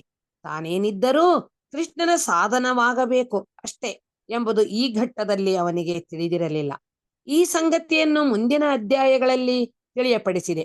ಭಗವಂತನ ಸಹಜ ಭಕ್ತನಾದ ಅರ್ಜುನನಿಗೆ ದುಷ್ಕೃತ್ಯ ಮಾಡಿದ ತನ್ನ ದಾಯಾದಿಗಳು ಮತ್ತು ಸೋದರರಿಗೆ ಪ್ರತೀಕಾರ ಮಾಡಲು ಇಷ್ಟವಿರಲಿಲ್ಲ. ಆದರೆ ಅವರೆಲ್ಲರೂ ಹತರಾಗಬೇಕು ಎನ್ನುವುದು ಭಗವಂತನ ಯೋಜನೆ. ಭಗವಂತನ ಭಕ್ತನು ದುಷ್ಕರ್ಮಿಯ ವಿರುದ್ಧ ಪ್ರತೀಕಾರ ಮಾಡುವುದಿಲ್ಲ. ಆದರೆ ದುಷ್ಕರ್ಮಿಯು ಭಕ್ತನಿಗೆ ಮಾಡುವ ಯಾವುದೇ ಕೆಡುಕನ್ನು ಭಗವಂತನು ಸಹಿಸುವುದಿಲ್ಲ. ತನ್ನ ವಿರುದ್ಧವಾಗಿ ಅಪರಾಧ ಮಾಡಿದರೆ ಭಗವಂತನು ಅದನ್ನು ಕ್ಷಮಿಸಬಲ್ಲ. ಆದರೆ ತನ್ನ ಭಕ್ತರಿಗೆ ಕೆಡುಕನ್ನು ಮಾಡಿದವರನ್ನು ಕ್ಷಮಿಸುವುದಿಲ್ಲ. ಆದ್ದರಿಂದ ಅರ್ಜುನನು ದುಷ್ಕರ್ಮಿಗಳನ್ನು ಕ್ಷಮಿಸಲು ಬಯಸಿದರೂ ಭಗವಂತನು ಅವರನ್ನು ಕೊಲ್ಲಲು ಸಂಕಲ್ಪಿಸಿದ್ದ. ಹರೇ ಕೃಷ್ಣ. ಜೈ. ಥ್ಯಾಂಕ್ ಯು ಮಾತಾಜಿ, ಚೆನ್ನಾಗಿ ಗೊತ್ತ್ರಿ ಮಾತಾಜಿ. ಸೊ ನೋಡಿದ್ರಲ್ಲ, ತುಂಬಾ ಮುಖ್ಯವಾದಂತ ಕೆಲವೊಂದು ವಿಷಯಗಳು ತಿಳಿಸ್ತಾ ಇದ್ದಾರೆ. ಏನಂತಾನೆ ಭಗವಂತ ಇಲ್ಲಿ ಆಧ್ಯಾತ್ಮಿಕ ಪ್ರಪಂಚದಲ್ಲಿ ಯಾವ ತರ ಇರುತ್ತೆ, ಇದು ನಮ್ಮ ಭೌತಿಕ ಲೆಕ್ಕಾಚಾರ. ನಾವು ನಮ್ಮ ಬಂಧು ಮಿತ್ರರಿಗೆ ನಾವು ಕೊಲ್ಲೋದಿಲ್ಲ, ಅವ್ರನ್ನ ತುಂಬಾ ಇಷ್ಟಪಡ್ತೀವಿ, ಹೌದಾ, ನಮ್ಗೆ ತುಂಬಾ ಸಂಬಂಧ ಇದೆ, ಅಥವಾ ಇನ್ನೇನಾರು ಲೆಕ್ಕಾಚಾರ. ಇವಾಗ ಅರ್ಜುನನ್ಗೆ ಏನ್ ಲೆಕ್ಕಾಚಾರ ಇದೆ, ಏನಾಗ್ತಿದೆ ಲೆಕ್ಕಾಚಾರ, ನಾವು ಏನಾರು ಗಳಿಸಿದ್ರಿ, ಇವಾಗ ರಾಜ್ಯ ಗೆದ್ದ ಅಂತ ಇಟ್ಕೊಳ್ಳೋಣ, ರಾಜ್ಯ ಗೆದ್ದಿದ್ದೀರಿ ಅಂತ ಹೇಳ್ಕೊಳಕಾರು 4 ಜನ ಬೇಕಲ್ವಾ. ನಾವ್ ಮನೆ ಮಠ ಮಾಡ್ಕೊಂಡಿದೀವಿ ಅಂದ್ರೆ ನಾವ್ ಹೇಳ್ಕೊಳಕಾರು 4 ಜನ ನಮ್ ಸಂಬಂಧಿಕರು ಬೇಕಲ್ವಾ ಅಲ್ವಾ. ಇದು ಭೌತಿಕ ಲೆಕ್ಕಾಚಾರ. ಬಟ್ ಆಧ್ಯಾತ್ಮಿಕ ವಿಷಯದಲ್ಲಿ ಯಾವ ತರ ಇರತ್ತೆ ಅಂದ್ರೆ, ಭಗವಂತನ ಭಕ್ತ ಭಗವಂತನ ಒಂದು ಸೇವೆ ಮಾಡೋದಕ್ಕೆ ಅವನು ಎಲ್ಲಾ ತರ ಅನುಕೂಲ ಸ್ವೀಕರಿಸ್ತಾನೆ. ಅಂದ್ರೆ ಅವನಿಗೆ ದುಡ್ಡು ಕೊಟ್ಟರು ಅದು ಭಗವಂತನ ಕೃಪೆ ಅಂತ ಸ್ವೀಕರಿಸ್ತಾನೆ. ಭಗವಂತನ ಕೃಪೆ ಇಲ್ಲ ಅಂದ್ರೆ ಅವನೊಂದು ಬಿಡುಗಾಚರು ಸ್ವೀಕರಿಸಲ್ಲ, 1 ರೂಪಾಯಿ ತಗೊಳ್ಳೋದ ಅಂತದಲ್ಲಿ ಹೇಳ್ತಾ ಇರ್ತಾರೆ. ಅಂದ್ರೆ ಭಗವಂತನ ಇಚ್ಛೆ ಪ್ರಕಾರ ಅವನ್ ಜೀವನ ಮಾಡ್ತಾನೆ. ಭಗವಂತ ಕೊಡೋದಿದ್ರೆ ಅವನು ಕೊಟ್ಟೇ ಕೊಡ್ತಾನೆ. ತಂದೆ ತಾಯಿ ಮಕ್ಕಳಿಗೆ ಬೆಳವಣಿಗೆ ಮಾಡೋದಕ್ಕೆ ಎಷ್ಟು ಬೇಕೋ ಅವ್ರು ಕೊಟ್ಟೇ ಕೊಡ್ತಾರೆ ಅಲ್ವಾ, ಕೊಡದೇ ಇರ್ತಾರ. ಅದೇ ತರ ಭಗವಂತ ನಮಗೆ ಜೀವನ ಮಾಡೋದಕ್ಕೆ ಎಲ್ಲ ಕೊಡ್ತಾನೆ, ಎಲ್ಲ ಕೊಟ್ಟಿದ್ದಾನೆ ಕೂಡ ಅಲ್ವಾ. ದೀಪ, ಗಾಳಿ, ಬೆಳಕು, ನಮ್ಗೆ ಆಹಾರ, ನಮ್ಗೆ ಊಟ ತಿಂಡಿಗೆ ಯಾವುದಕ್ಕೂ ಕೊರತೆ ಇಲ್ಲ. ಆದ್ರೆ ನಾವು ಬೇಸಿಕ್ ನೆಸೆಸಿಟೀಸ್ ನಾವು ಫುಲ್ಫಿಲ್ ಮಾಡೋದಲ್ಲದೆ ಅತ್ಯಾಸೆ ಪಡ್ತಾ ಇದೀವಿ. ಅವಶ್ಯಕತೆಗಿಂತ ಹೆಚ್ಚಾಗಿ ಕೇಳಿದಾಗ ಅದನ್ನ ಪೂರೈಸೋದಿಲ್ಲ ಕೃಷ್ಣ. ಯಾಕಂದ್ರೆ ಅದು ಸುಮ್ನೆ ಅದು ಗ್ರೀಡ್ ಆಗತ್ತದು. ಗ್ರೀಡ್ ಅಂದ್ರೆ ಏನು, ದುರಾಸೆ ಅದು ಅಲ್ವಾ. ಅದೇ ಹೇಳ್ತಾರೆ ನೋಡಿ, ಭಗವಂತ ನಮಗೆ ಬೇಕಾಗಿರೋ ಎಲ್ಲಾ ಅವಶ್ಯಕತೆಗಳನ್ನು ಪೂರೈಸ್ತಾನೆ. ಯಾಕಂದ್ರೆ ಅವ್ನು ನಮ್ಮ ನಿಜವಾದ ತಂದೆ ತಾಯಿ. ಅವನಿಗೆ ಗೊತ್ತು ನಮಗೆ ಆಹಾರ ಬೇಕು, ನಮಗೆ ಗಾಳಿ ಬೇಕು, ಬೆಳಕು ಬೇಕು, ನಿದ್ದೆ ಬೇಕು, ಎಲ್ಲ ಗೊತ್ತು. ಅದೆಲ್ಲ ಕೊಡೋದಕ್ಕೆ ಸಿದ್ಧ. ಬಟ್ ಆದ್ರೆ ನಾವ್ ಯಾವಾಗ ಅವಶ್ಯಕತೆಗಿಂತ ಹೆಚ್ಚಾಗಿ ನಾವು ಕೇಳ್ತೀವೋ, ಹೆಚ್ಚಾಗಿ ನಾವು ದುರಾಸೆ ಪಡ್ತೀವೋ, ಅವಾಗ ಭಗವಂತ ಇಷ್ಟಪಡೋದಿಲ್ಲ. ಯಾಕಂದ್ರೆ ಅದು ಸುಮ್ನೆ ಭೌತಿಕ ವಿಷಯದಲ್ಲಿ ಇನ್ನೂ ಅವನನ್ನು ಬಂಧಿಸ್ಕೊಂತ ಹೋಗ್ತಾನಷ್ಟೇ ವ್ಯಕ್ತಿ. ಇದೆಲ್ಲ ಕೊಟ್ಟಿರೋದು ಭಗವಂತ ಯಾತಿಗೋಸ್ಕರ? ನಾವು ಹೋದ್ ಕ್ಲಾಸಲ್ಲಿ ನೋಡ್ದಂಗೆ ನಾವ್ ವಿಷಯನ ತಿಳ್ಕೊಳ್ಳೋದಕ್ಕೋಸ್ಕರ. ಪ್ರಪಂಚ ಯಾತಿಗ್ ಕೊಟ್ಟಿದ್ದಾನೆ ಭಗವಂತ, ನಾನ್ ಯಾಕೆ ಜನ್ಮಿಸಿದೀನಿ, ಏನ್ ಈ ಪ್ರಪಂಚದ ಅರ್ಥ ಏನು, ಯಾರು ಭಗವಂತ, ನನಗೂ ಭಗವಂತಂಗೆ ಏನಾದ್ರು ಸಂಬಂಧ ಇದೆಯಾ, ಇದೆಲ್ಲ ಯೋಚನೆ ಮಾಡಿ, ಪ್ರಶ್ನೆ ಮಾಡಿ, ಅವನ ಅದಕ್ಕೆ ಜವಾಬ್ ತಿಳ್ಕೊಂಡು ಅಲ್ವಾ, ವಿಶ್ಲೇಷಣೆ ಮಾಡಿ, ಅವನ್ ಶಾಸ್ತ್ರದ ಓದಂಗ್ ಆಗ್ಬೇಕು ಅಲ್ವಾ, ಗುರು ಶಾಸ್ತ್ರನ ತಿಳ್ಕೊಳಂಗ್ ಆಗ್ಬೇಕು ಅನ್ನೋದಕ್ಕೋಸ್ಕರ ಈ ಜೀವನ ಕೊಟ್ಟಿರೋದು ಅವ್ನು. ಇದೆಲ್ಲ ಕೊಟ್ಟಿರೋದು ನನ್ಗೆ. ಬರೀ ಊಟ ತಿಂಡಿ ಮಾಡ್ಕೊಂಡು ನಾವ್ ಇದೇ ಜೀವನದಲ್ಲಿ ಇನ್ನೂ ಬೆಟರ್ ಲೈಫ್, ಇನ್ನೂ ಹೈಯರ್ ಸ್ಟ್ಯಾಂಡರ್ಡ್ ಆಫ್ ಲಿವಿಂಗ್ ಮಾಡ್ಕೊಂತ ಹೋದ್ರೆ ಏನು ಬರೋದಿಲ್ಲ. ಅದೇ ಮತ್ತೆ ಆಹಾರ ನಿದ್ರೆ ಭಯ ಮೈಥುನದಲ್ಲೇ ನಾವು ಸಿಗಾಕೊಂಡ್ಬಿಡ್ತೀವಿ ಅಲ್ವಾ. ನಾವು ನೋಡುದಲ್ಲ, ಆಹಾರ ನಿದ್ರಾ ಭಯ ಮೈಥುನಂಶ್ಚ ಸಾಮಾನ್ಯವೇನ ಪಶುಭಿ ಸಮಾನ ನೋಡುದಲ್ಲ. ಧರ್ಮೋ ಹಿ ದೇಖೋ ಅಧಿಕೋ ವಿಶೇಷ ಧರ್ಮೇನ ಹೀನ ಪಶುಭಿ ಸಮಾನ ಅಲ್ವಾ. ಧರ್ಮ ಬಿಟ್ಟಿದ ತಕ್ಷಣ ನಿಜವಾದ ಧರ್ಮ ಅಂದ್ರೆ ಏನು? ನಿಜವಾದ ಧರ್ಮ ಭಗವಂತನ ಸೇವೆ. ನಾವ್ ಇದನ್ನ ಚರ್ಚಿಸಿದ್ವಿ ಯಾವಾಗ ನಾವು ಭಗವದ್ಗೀತೆ ಶುರುದಲ್ಲಿ ನಾವು ಚರ್ಚಿಸ್ತಾ ಇದ್ವಿ ಅಲ್ವಾ, ಪ್ರಸ್ತಾವನೆದಲ್ಲಿದ್ದಾಗ. ಧರ್ಮೇನ ಹೀನ ಪಶುಭಿ ಸಮಾನ. ಧರ್ಮ ಅಂದ್ರೆ ಭಗವಂತನ ಸೇವೆ ಮಾಡೋದು. ಎಲ್ಲಾ ಜೀವಿ ನಾವೆಲ್ಲರೂ ಸೇವೆ ಮಾಡ್ತಾ ಇದೀವಿ. ನಾವೆಲ್ಲರೂ ಯಾರಲ್ಲ ಒಬ್ರದ್ದು ನಾವು ಸೇವೆ ಮಾಡ್ತಾನೆ ಇದೀವಿ ಅಲ್ವಾ. ಗಂಡ ಹೆಂಡತಿ ಸೇವೆ ಮಾಡ್ತಾನೆ, ಹೆಂಡತಿ ಗಂಡನ ಸೇವೆ ಮಾಡ್ತಾಳೆ, ಮಕ್ಳು ಸೇವೆ ಮಾಡ್ತಾಳೆ, ಮಕ್ಳು ಇನ್ಯಾವ್ದಾರು ಅವ್ರನ್ನವ್ರು ಸೇವೆ ಮಾಡ್ಕೋತಾರೆ. ನಮ್ಮ ಇಂದ್ರಿಯಗಳನ್ನ ಸೇವೆ ಮಾಡ್ತಿರ್ತೀವಿ ನಾವು. ಇಲ್ಲ ಅಂದ್ರೆ ಇವಾಗ ನಾಯಿ ಬೆಕ್ಕುಗಳು ಕೂಡ ಸಾಕೊಂತ ಇದೀವಿ ಅಲ್ವಾ. ನಾಯಿ ಬೆಕ್ಕು ಸಾಕೊಂಡು ಅವ್ರು ಸೇವೆ ಮಾಡ್ತಾರೆ. ಸೊ ಜೀವಿ ಅನ್ನೋ ಒಬ್ಬರದಲ್ಲ ಒಬ್ಬರು ಸೇವೆ ಮಾಡ್ತಾನೆ ಇದ್ದಾರೆ. ಆದ್ರೆ ಈ ಎಲ್ಲ ಸೇವೆ ಮಾಯ ಸೇವೆ. ನಿಜವಾದ ಸೇವೆ ಯಾವಾಗ ಆಗತ್ತದು? ಯಾವಾಗ ಕೃಷ್ಣನ್ ಸೇವೆ ಮಾಡ್ತೀವೋ ಅದು ನಿಜವಾದ ಸೇವೆ ಅಲ್ವಾ. ಹೌದು ತಾನೆ. ಅವನು ನಿಜವಾದ ಸತ್ಯ ಅಂದ್ರೆ ಅವನು, ಬಾಕಿ ಎಲ್ಲ ಏನು ಅಸತ್ಯ ಅಲ್ವಾ. ನಾವ್ ಜನರು ಎಷ್ಟು ಕಾಲ ಒಟ್ಟಿಗೆ ಇರ್ತೀವಿ, ಎಷ್ಟು ಕಾಲ ಒಬ್ರನ್ನೊಬ್ರು ನೋಡ್ತೀವಿ? ಕೆಲವು ಕಾಲ ಅಷ್ಟೇ ಅಲ್ವಾ. ಎಲ್ಲಾರ ಅವರವ್ರ ಕರ್ಮದ ಅನುಸಾರ ನಾವು ಒಟ್ಟಿಗೆ ಸೇರ್ತೀವಿ, ಮತ್ತೆ ಆ ಕರ್ಮ ಮುಗ್ದಿದ ತಕ್ಷಣ ನಾವೆಲ್ಲ ಸಪ್ರೇಟ್ ಆಗ್ಬಿಡ್ತೀವಿ. ಎಲ್ಲರೂ ಒಬ್ರೊಬ್ರೆ ಬರೋದು. ಇದು ವೇದಾಂತ. ವೇದಾಂತ ಅಂದ್ರೆ ಹಾಗಾಗಿ ಎಲ್ಲದಕ್ಕಿಂತ ಜಾಸ್ತಿ ನಮ್ಗೆ ಕಣ್ಣು, ಮೂಗು, ಕಿವಿ, ಒಳ್ಳೆ ಬುದ್ಧಿ, ಒಳ್ಳೆ ಮನಸ್ಸು ಇದೆಲ್ಲ ಕೊಟ್ಟಿದ್ದು ಹೆಚ್ಚಲ್ವಾ ದೇವ್ರು. ನಮಗೆ ಇದೇನು ಇಲ್ಲದವರು ಎಷ್ಟೋ ಜನ ಇದ್ದಾರೆ. ಇದು ಇಲ್ದವ್ರು ಎಷ್ಟೋ ಜನ ಇದ್ದಾರೆ. ಕರೆಕ್ಟ್ ಮಾತಾಡಿ. ಹೌದು. ಅದು ಮೇನ್. ಅದೆಲ್ಲ ನೋಡಿದ್ರೆ ನಾವು ಎಷ್ಟೋ ಪುಣ್ಯ ಮಾಡಿದೀವಿ ಅಂತ ಹೇಳ್ಕೊಬಹುದು ಅಲ್ವಾ. ಕಣ್ಣು ಸರಿಯಾಗಿ ಕೊಟ್ಟಿದ್ವಿ, ಕೈ ಕೊಟ್ಟಿದ್ವಿ, ಕಾಲು ಕೊಟ್ಟಿದ್ವಿ, ಮನಸ್ಸು ಕೊಟ್ಟಿದ್ವಿ. ಹೋಗ್ಲಿ, ಇದನ್ನ ಕೇಳುವಷ್ಟು ಮನಸ್ಸು ನಮ್ಗೆ ಕೊಟ್ಟಿದ್ದಾರೆ, ಜ್ಞಾಪಕ ಶಕ್ತಿ, ಬುದ್ಧಿ ಕೊಟ್ಟಿದ್ದಾರೆ. ಇಷ್ಟೆಲ್ಲ ಒಂದು ಒಳ್ಳೆ ಇದಲ್ವಾ, ಅದೃಷ್ಟ ಅಲ್ವಾ ನಿಜವಾಗ್ಲು. ಅದಕ್ಕೆ ಹೇಳೋದು ಮನುಷ್ಯ ಜನ್ಮ ಅನ್ನೋದು ಅದಕ್ಕೆ ಬಹಳ ಪುಣ್ಯ ಜನ್ಮ ಅಂತ ಹೇಳೋದು ಅದಕ್ಕೆ. ಥ್ಯಾಂಕ್ ಯು ಮಾತಾಡಿ. ಈ ಜನ್ಮನ ನಾವು ಸಾರ್ಥಕ ಮಾಡ್ಕೋಬೇಕು ಅಂತಾರೆ ಕೃಷ್ಣ. ಇದನ್ ಬಿಟ್ಟು ನಾವು ಸುಮ್ನೆ ಭೌತಿಕವಾಗ್ಲೇ ನಾವು ಸಿಗಾಕೊಂತಾ ಹೋದ್ರೆ, ಅದ್ರ ಹಿಂದೆನೆ ಹೋಗ್ತಾ ಹೋದ್ರೆ ಅದು ಮುಗಿಯೋದೇ ಇಲ್ಲ. ಸೊ ತುಂಬಾ ಇಂಪಾರ್ಟೆಂಟ್ ಪಾಯಿಂಟ್ ಇದೆ ಕೃಷ್ಣ ಹೇಳ್ತಾ ಇರೋದು. ಇದೆಲ್ಲ ಭೌತಿಕವಾಗಿ ನೋಡ್ತಾ ಇರೋಂಥ ದೃಷ್ಟಿಕೋನ ಅರ್ಜುನ ನೋಡ್ತಾ ಇರೋದು. ಅವನ ಬಂಧು ಮಿತ್ರರು, ಬಂಧು ಮಿತ್ರರಿಗೋಸ್ಕರ ಮಾಡುವಂತ ಕಾರ್ಯಗಳು ಇದೆಲ್ಲ ಮೇಲ್ಮೇಲ್ ನೋಟ್. ನಿಜವಾದ ದೃಷ್ಟಿಕೋನ ಕೃಷ್ಣ ಆಗ್ಲೇ ನಿರ್ಣಯಿಸಿದಾನೆ. ಇವರೆಲ್ಲ ಆಕ್ಚುಲಿ ಯಾರ್ಯಾರು ಕೌರವ ಪಕ್ಷರಿದ್ದಾರೆ ಅವರೆಲ್ಲರೂ ಹತ್ಯೆ ಆಗ್ಬೇಕು ಅಂತ ನಿರ್ಣಯ ಆಗೋಗಿದೆ ಅಲ್ವಾ. ನಮ್ ಜೀವನದಲ್ಲಿ ಏನ್ ನಡಿಬೇಕು ಅನ್ನೋದು ಭಗವಂತ ಆಗ್ಲೇ ನಿರ್ಣಯಿಸಿ ಆಗೋಗಿದೆ. ಆದ್ರೆ ನಮ್ಗೆ ಸ್ವತಂತ್ರ ಅನ್ನೋದು ಕೊಟ್ಟಿದ್ದಾನೆ ಭಗವಂತ. ನಮಗೆ ಒಂದ್ ಸ್ವಲ್ಪ ಇಂಡಿಪೆಂಡೆನ್ಸ್ ಅನ್ನೋದು ಕೊಟ್ಟಿದ್ದಾನೆ. ನಾವು ಆಯ್ಕೆ ಮಾಡ್ಕೋಬಹುದು, ಭಗವದ್ಗೀತೆ ಕೇಳೋದೋ ಅಥವಾ ಬೇಡ ಟಿವಿ ನೋಡೋಣೋ ಅನ್ನೋದು. ಟಿವಿ ನೋಡಿದ್ರೆ ನಮ್ಗೆ ಏನ್ ಬರುತ್ತೆ? ಟಿವಿ ನೋಡಿದ್ರೆ ಭೌತಿಕ ವಿಷಯ ಬಗ್ಗೆ ಗೊತ್ತಾಗತ್ತೆ. ಈ ಪ್ರಪಂಚದಲ್ಲಿ ಏನ್ ನಡೀತಾ ಇದೆ, ಪ್ರಪಂಚದ ವಿಷಯ ಗೊತ್ತಾಗತ್ತೆ. ಮತ್ತೆ ಸಾಕಾದ್ ನಾವು ಆಧ್ಯಾತ್ಮಿಕ ಲೋಕಕ್ಕೆ ಹೋಗಿ ಸಾಕಾಗದು? ಆ ಜ್ಞಾನ ಸಾಕಾಗತ್ತೆ ನಮ್ಗೆ? ಇಲ್ಲ. ಭೌತಿಕ ಪ್ರಪಂಚದ ಬಗ್ಗೆ ಎಷ್ಟು ಬೇಕೋ ಅಷ್ಟು ತಿಳ್ಕೊಂಡ್ರೆ ಸಾಕು, ಚೂರ್ ಪಾಟು ತಿಳ್ಕೊಂಡ್ರೆ ಸಾಕು. ಬಟ್ ನಾವು ಹೋಗ್ಬೇಕಾಗಿರೋದು ಎಲ್ಲಿಗೆ? ಆಧ್ಯಾತ್ಮಿಕ ಲೋಕಕ್ಕೆ. ಅದ್ರ ಬಗ್ಗೆ ತಿಳ್ಕೊಬೇಕಲ್ಲ. ಅದ್ ನಮ್ಗೆ ಭಗವಂತ ಆಧ್ಯಾತ್ಮಿಕ ಲೋಕದ ಸೃಷ್ಟಿಕರ್ತ ಮಾತಾಡ್ತಾ ಇದ್ದಾನೆ. ಕರೆಕ್ಟಾ? ಸೊ ಹಾಗಾಗಿ ಕೃಷ್ಣ ಹೇಳ್ತಾ ಇರೋದೇನು, ದಟ್ ನಾವು ಭಗವಂತ ಈಗಾಗ್ಲೇ ನಿರ್ಣಯ ಮಾಡಕ್ ಹೋಗಿದೆ. ಬಟ್ ಅರ್ಜುನ ಏನ್ ಮಾಡ್ತಾನೆ? ಅರ್ಜುನ ಸುಮ್ನೆ ಒಂದು ನಿಮಿತ್ತ ಅಂದ್ರೆ ಏನು? ಒಂದು ಇನ್ಸ್ಟ್ರೂಮೆಂಟ್ ಅಲ್ವಾ. ಹೆಂಗ್ ನಾವು ಅಡಿಗೆ ಮಾಡೋದಿಕ್ಕೆ ಸೌಟ್ ಯೂಸ್ ಮಾಡ್ತೀವಲ್ವಾ, ಸೌಟು, ಚಮಚ, ಪಾತ್ರೆ ಅಲ್ವಾ. ಇದೆಲ್ಲ ಅಡಿಗೆ ಮಾಡೋದಿಕ್ಕೆ ಒಂದು ವಸ್ತುಗಳು ಬೇಕಿದೆಲ್ಲ, ಟೂಲ್ಸ್ ಬೇಕಿದೆ, ಯಂತ್ರಗಳು ಬೇಕು ನಮ್ಗೆ ಅದೇ ತರ ಕೃಷ್ಣ ನಮ್ಮನ್ನ ಯಂತ್ರ ರೂಪದಲ್ಲಿ ಬಳಸ್ತಾ ಇದ್ದಾನೆ. ಅವನ ಪ್ಲಾನ್ ನಡೀತಾ ಇದೆ. ಈ ಪ್ರಪಂಚ ಹೇಗ್ ನಡಿಬೇಕು, ಯಾರ್ಯಾರು ಏನೇನ್ ಮಾಡ್ಬೇಕು ಅನ್ನೋದು ನಿರ್ಣಯ ಮಾಡಿದ್ದಾನೆ. ಜಸ್ಟ್ ನಾವೇನು ಅವನ ಒಂದು ದಾರಿದಲ್ಲಿ ನಾವು ಹೋದ್ರೆ ಸಾಕು, ನಮ್ಗೆ ಸಂತೋಷ ಸಿಗತ್ತೆ. ನಾವು ಗೋಲ್ನ ಮೀಟ್ ಆಗ್ತೀವಿ, ನಾವು ಗುರಿನ ಮುಟ್ತೀವಿ. ಫೈನಲಿ ಎಲ್ರು ಗುರಿ ಏನು?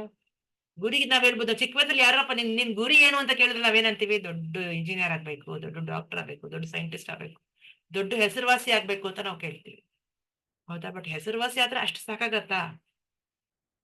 ಅದು ಕೊನೆಯ ಗುರಿ ಅಲ್ಲ, ಅದು ಮಧ್ಯದಲ್ಲಿರೋ ಗುರಿ ಅದು ಅಲ್ವಾ? ಇಂಟರ್ಮೀಡಿಯೇಟ್ ಸ್ಟೆಪ್ ಅಷ್ಟೇ ಅದು ಲಾಸ್ಟ್ ಸ್ಟೆಪ್ ಅಲ್ಲ. ಅದು ಲಾಸ್ಟ್ ಸ್ಟೆಪ್ ಏನು? ಎಲ್ಲ ಈ ಜೀವನನ ದಾಟಿ, ಹೌದಾ ಅಲ್ವಾ? ನೀವೆಲ್ಲ ನನಗಿಂತ ತುಂಬಾ ಅನುಭವಿಶಾಲಿಗಳು. ಈ ಎಲ್ಲ ಸ್ಟೇಜಸ್ ನ ದಾಟಿ ನಾವು ಕೊನೆಗೆ ಭಗವಂತನ ಧಾಮ ಮುಟ್ಟೋದು ಲಾಸ್ಟ್ ಸ್ಟೆಪ್, ಅದು ಕೊನೆಯ ಮೆಟ್ಟಲು. ಕರೆಕ್ಟ್ ಅಲ್ವಾ? ಸೊ ಆ ಮೆಟ್ಲು ನಾವು ಹತ್ತಬೇಕು ಅನ್ನೋದಕ್ಕೆ ಭಗವಂತ ಹೇಳ್ತಾ ಇರೋದು ದಟ್ ಅವನ ಒಂದು ನಿಮಿತ್ತನಾಗಿ ನಾವು ಕೆಲಸ ಮಾಡ್ಬೇಕು.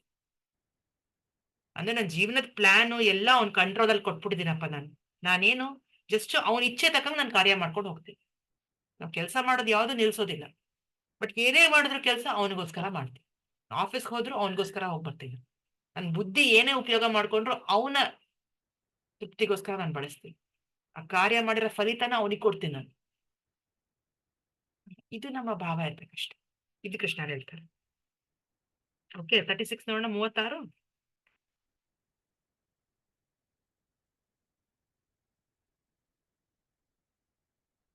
ಪಾಪಂ ಏವಾಶ್ರಯೇದಸ್ಮಾನ್ ಹತ್ವೈತಾನ್ ಆತತಾಯಿನಃ ತಸ್ಮಾನ್ನರ್ಹಾ ವಯಂ ಹಂತುಂ ಧಾರ್ತರಾಷ್ಟ್ರಾನ್ ಸ ಬಾಂಧವಾನ್ ಸ್ವಜನಂ ಹಿ ಕಥಂ ಹತ್ವಾ ಸುಖಿನ ಸ್ಯಾಮ ಮಾಧವ. ಹರಿಬೋಲ್ ಅನುವಾದ ಯಾರತ್ತಿರ ಮಾತಾಜಿ? ಓದ್ಲಾ ಮಾತಾಜಿ? ಯಾರ ಬೇರೆ ಡಿವೋಟಿ ಸಿಕ್ಕೊಳ್ಳೋಣ ಚಾನ್ಸ್? ಚೈತ್ರ ಮಾತಾಜಿ ಓದ್ತೀರಾ? ಹರಿ ಕೃಷ್ಣ. ಚೈತ್ರ ಮಾತಾಜಿ, ಪ್ರಫುಲ್ಲ ಮಾತಾಜಿ ಓದ್ತೀರಾ?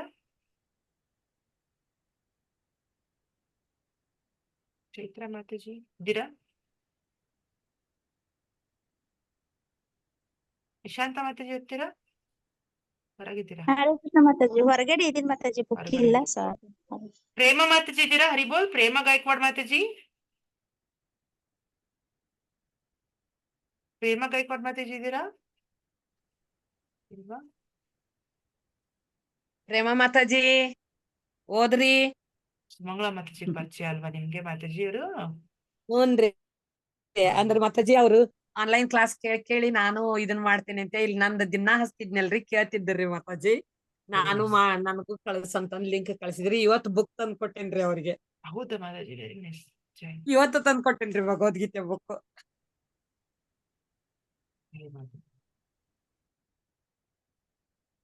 ಮಾತಾಜಿ ಓದ್ತೀರಾ? ಶ್ರೀವಲಿ ಮಾತಾಜಿ ಓದ್ತೀರಾ ನೀವೇ? ಓದ್ತೇನೆ ಮಾತಾಜಿ. ಅನುವಾದ. ಇಂತಹ ಆಕ್ರಮಣಕಾರರನ್ನು ಕೊಂದರೆ ನಮಗೆ ಪಾಪವೇ ಪಡಿಸುತ್ತವೆ. ಆದ್ದರಿಂದ ಧೃತರಾಷ್ಟ್ರನ ಮಕ್ಕಳನ್ನು, ನಮ್ಮ ಸ್ನೇಹಿತರನ್ನು ನಾವು ಕೊಲ್ಲುವುದು ಸರಿಯಲ್ಲ. ಭಾಗ್ಯದೇವತೆಯ ಪತಿಯಾದ ಕೃಷ್ಣನೇ ನಮ್ಮ ಬಂಧುಗಳನ್ನೇ ಕೊಂದು ನಾವು ಏನನ್ನು ಪಡೆಯುತ್ತೇವೆ? ನಾವು ಸುಖವಾಗಿ ಇರಲು ಹೇಗೆ ಸಾಧ್ಯ? ಹರೇ ಕೃಷ್ಣ ಮಾತಾಜಿ. ಹರೇ ಕೃಷ್ಣ ಮಾತಾಜಿ. ನೋಡಿ, ಈ ಭಾರತದಲ್ಲಿ ತುಂಬಾ ಒಳ್ಳೆ ಪಾಯಿಂಟ್ ಇದೆ. 36ನೇದಲ್ಲಿ ಹೇಳ್ತಾರೆ, ವೇದಗಳ ಪ್ರಕಾರ ದುರಾಕ್ರಮಣ ಮಾಡುವವರು 6 ಬಗೆಯ ಜನ.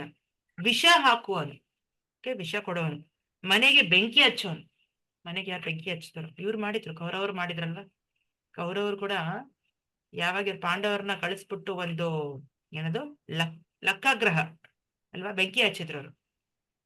ಮಾರಕ ಆಯುಧಗಳಿಂದ ದಾಳಿ ಮಾಡುವವನು, ಸಂಪತ್ತನ್ನು ಲೂಟಿ ಮಾಡುವವನು. 5ನೇದು ಮತ್ತೊಬ್ಬನ ಭೂಮಿಯನ್ನು ವಶ ಮಾಡಿಕೊಳ್ಳುವವನು. 6ನೇದು ಮತ್ತೊಬ್ಬನ ಹೆಂಡತಿಯನ್ನು ಅಪಹರಿಸುವನು. ಈ 6 ದುರಾಕ್ರಮ ಏನ್ ಮಾಡ್ತಾರೋ, ಈ 6 ತರದ ವ್ಯಕ್ತಿಗಳನ್ನ ಸಾಯಿಸಿದ್ರು ತಪ್ಪಿಲ್ವಂತೆ ಶಾಸ್ತ್ರ ಪ್ರಕಾರ. ಅದು ಇಲ್ಲಿ ಹೇಳ್ತಾ ಇರೋದು. ಓಕೆ, ಯಾಕಂದ್ರೆ ಈ 6 ತರದ ವ್ಯಕ್ತಿಗಳನ್ನ ಸಾಯಿಸಿದ್ರೆ ಏನು ತಪ್ಪಿಲ್ಲ. ಅಧರ್ಮ ಆದ್ರೂ ಕೂಡ ನಾವು ಅವ್ರ ವಿರುದ್ಧ ದಾಳಿ ಮಾಡ್ಬೋದು, ಅವ್ರನ್ನ ಸಂಹಾರ ಮಾಡ್ಬೋದು. ಅದಕ್ಕೆ ಇವ್ರನ್ನ ಅಗ್ರೆಸರ್ಸ್ ಅಂತ ಕರೀತಾರೆ. ಓಕೆ, ಸೊ ಯಾರು ಓದ್ತೀರಾ? ಭಾರತ ಓದ್ತೀರಾ ಮಾತಾಜಿ? ನಾನು ಓದ್ಲಿ ಮಾತಾಜಿ? ಮಾತಾಜಿ ಓದಿ. ವೈಜಯಂತಿ ಮಾತಾಜಿ. ವೇದಗಳ ಪ್ರಕಾರ ದುರಾಕ್ರಮಣ ಮಾಡುವವರು 6 ಬಗೆಯ ಜನ. ವಿಷ ಹಾಕುವವನು, ಮನೆಗೆ ಬೆಂಕಿ ಹಚ್ಚುವವನು, ಮಾರಕ ಆಯುಧಗಳಿಂದ ಹಲ್ಲೆ ಮಾಡುವವನು, ಸಂಪತ್ತನ್ನು ಲೂಟಿ ಮಾಡುವವನು, ಮತ್ತೊಬ್ಬನ ನೆಲವನ್ನು ವಶ ಮಾಡಿಕೊಳ್ಳುವವನು ಮತ್ತು ಮತ್ತೊಬ್ಬನ ಹೆಂಡತಿಯನ್ನು ಅಪಹರಿಸುವವನು. ಇಂತಹ ಆಕ್ರಮಣಕಾರರನ್ನು ಕೂಡಲೇ ಕೊಲ್ಲಬೇಕು. ಹಾಗೆ ಕೊಲ್ಲುವುದರಿಂದ ಪಾಪವೇನೂ ಬರುವುದಿಲ್ಲ. ಇಂತಹ ಆಕ್ರಮಣಕಾರರನ್ನು ಕೊಲ್ಲುವುದು ಸಾಮಾನ್ಯ ಮನುಷ್ಯನಿಗೂ ಯೋಗ್ಯ ಕಾರ್ಯ. ಆದರೆ ಅರ್ಜುನನು ಸಾಮಾನ್ಯ ಮನುಷ್ಯನಾಗಿರಲಿಲ್ಲ. ಅವನದು ಸಂತ ಸದೃಶ ಸ್ವಭಾವ. ಆದುದರಿಂದ ಅವನು ಸಂತನಂತೆಯೇ ಅವರೊಡನೆ ನಡೆದುಕೊಳ್ಳಲು ಬಯಸಿದ. ಆದರೆ ಇಂತಹ ಸಂತನ ರೀತಿ ಕ್ಷತ್ರಿಯನಿಗಲ್ಲ. ಒಂದು ರಾಜ್ಯದ ಆಡಳಿತದಲ್ಲಿ ಹೊಣೆಗಾರಿಕೆಯುಳ್ಳ ಮನುಷ್ಯನು ಸಂತ ಸದೃಶನಾಗಿರಬೇಕೆಂದು ಬಯಸುತ್ತಾರೆ, ನಿಜ. ಆದರೆ ಅವನು ಹೇಡಿಯಾಗಿರಬಾರದು. ಉದಾಹರಣೆಗೆ ಶ್ರೀರಾಮ, ಅವನದು ಎಂತಹ ಸ್ವಭಾವ ಎಂದರೆ ಈಗಲೂ ಜನರು ರಾಮ ರಾಜ್ಯದಲ್ಲಿರಬೇಕೆಂದು ಬಯಸುತ್ತಾರೆ. ಆದರೆ ರಾಮನು ಎಂದೂ ಹೇಡಿಯಂತೆ ನಡೆದುಕೊಳ್ಳಲಿಲ್ಲ. ರಾಮನ ಪತ್ನಿ ಸೀತೆಯನ್ನು ಅಪಹರಿಸಿದ ರಾಮನ ವಿರುದ್ಧ ಆಕ್ರಮಣ ಮಾಡಿದವನೇ. ಜಗತ್ತಿನ ಚರಿತ್ರೆಯಲ್ಲೇ ಸಾಮ್ಯವಿಲ್ಲದಂತಹ ಪಾಠವನ್ನು ಶ್ರೀರಾಮನು ಅವನಿಗೆ ಕಲಿಸಿದ. ಆದರೆ ಅರ್ಜುನನ ವಿರುದ್ಧ ಆಕ್ರಮಣ ಮಾಡಿದವರು ವಿಶೇಷ ವರ್ಗದವರು ಎಂದರೆ ಅವನ ತಾತ, ಅವನ ಗುರು, ಸ್ನೇಹಿತರು, ಮಕ್ಕಳು, ಮೊಮ್ಮಕ್ಕಳು ಮೊದಲಾದವರು ಎಂಬುದನ್ನು ಪರಿಗಣಿಸಬೇಕು. ಆದುದರಿಂದಾಗಿ ಅರ್ಜುನನು ಸಾಮಾನ್ಯ ಅತಿಕ್ರಮಣಕಾರರ ವಿರುದ್ಧ ಅಗತ್ಯವೆನಿಸುವ ತ್ರಿವಕ್ರಮಗಳನ್ನು ಕೈಗೊಳ್ಳಬಾರದು ಎಂದು ಭಾವಿಸಿದ. ಅಲ್ಲದೆ ಸ್ವಂತ ಸ್ವಭಾವದವರು ಕ್ಷಮೆಯನ್ನು ತೋರಬೇಕೆಂದು ಆದೇಶವಿದೆ. ಸ್ವಂತ ಸ್ವಭಾವದವರಿಗೆ ಯಾವುದೇ ರಾಜಕೀಯ ತುರ್ತಿಗಿಂತ ಇಂತಹ ಆದೇಶಗಳು ಮುಖ್ಯ. ರಾಜಕೀಯ ಕಾರಣಗಳಿಗಾಗಿ ತನ್ನ ಬಂಧುಗಳನ್ನು ಕೊಲ್ಲುವುದಕ್ಕಿಂತ ಧರ್ಮ ಮತ್ತು ಸಂತಸ ಸಹಜ ರೀತಿ ಈ ಕಾರಣಗಳಿಗಾಗಿ ಅವರನ್ನು ಕ್ಷಮಿಸುವುದೇ ಉತ್ತಮ ಎಂದು ಅರ್ಜುನನು ಭಾವಿಸಿದ. ತಾತ್ಕಾಲಿಕವಾದ ದೇಹ ಸುಖಕ್ಕಾಗಿ ಮಾತ್ರ ಅವರನ್ನು ಕೊಲ್ಲುವುದು ಯೋಗ್ಯವಲ್ಲ ಎಂದು ಅವನು ಭಾವಿಸಿದ. ಅವರನ್ನು ಕೊಂದು ಪಡೆಯುವ ರಾಜ್ಯವಾಗಲಿ ಸುಖವಾಗಲಿ ಶಾಶ್ವತವೇನೂ ಅಲ್ಲ. ಹೀಗಿರುವಾಗ ತನ್ನ ಬಂಧುಗಳನ್ನೇ ಕೊಂದು ತನ್ನ ಜೀವಕ್ಕೂ ಶಾಶ್ವತವಾದ ಮುಕ್ತಿಗೂ ಆಪತ್ತನ್ನೇಕೆ ತಂದುಕೊಳ್ಳಬೇಕು? ಅರ್ಜುನನು ಕೃಷ್ಣನನ್ನು ಮಾಧವ ಅಥವಾ ಭಾಗ್ಯ ದೇವತೆಯ ಪತಿ ಎಂದು ಕರೆಯುವುದು ಅರ್ಥವತ್ತಾಗಿದೆ. ಕೃಷ್ಣನು ಭಾಗ್ಯ ದೇವತೆಯ ಪತಿ. ಅವನು ತನ್ನನ್ನು ದೌರ್ಭಾಗ್ಯಕರವಾದ ದಾರಿಯಲ್ಲಿ ನಡೆಯುವಂತೆ ಪ್ರೇರೇಪಿಸಬಾರದು ಎಂದು ಅರ್ಜುನ ಹೇಳಬಯಸಿದ. ಆದರೆ ಕೃಷ್ಣನು ಭಕ್ತರಿಗೆ ಮಾತ್ರವಲ್ಲ, ಯಾರಿಗೂ ದುರದೃಷ್ಟವನ್ನು ತರುವುದಿಲ್ಲ. ಹರೇ ಕೃಷ್ಣ ಮಾತಾಜಿ.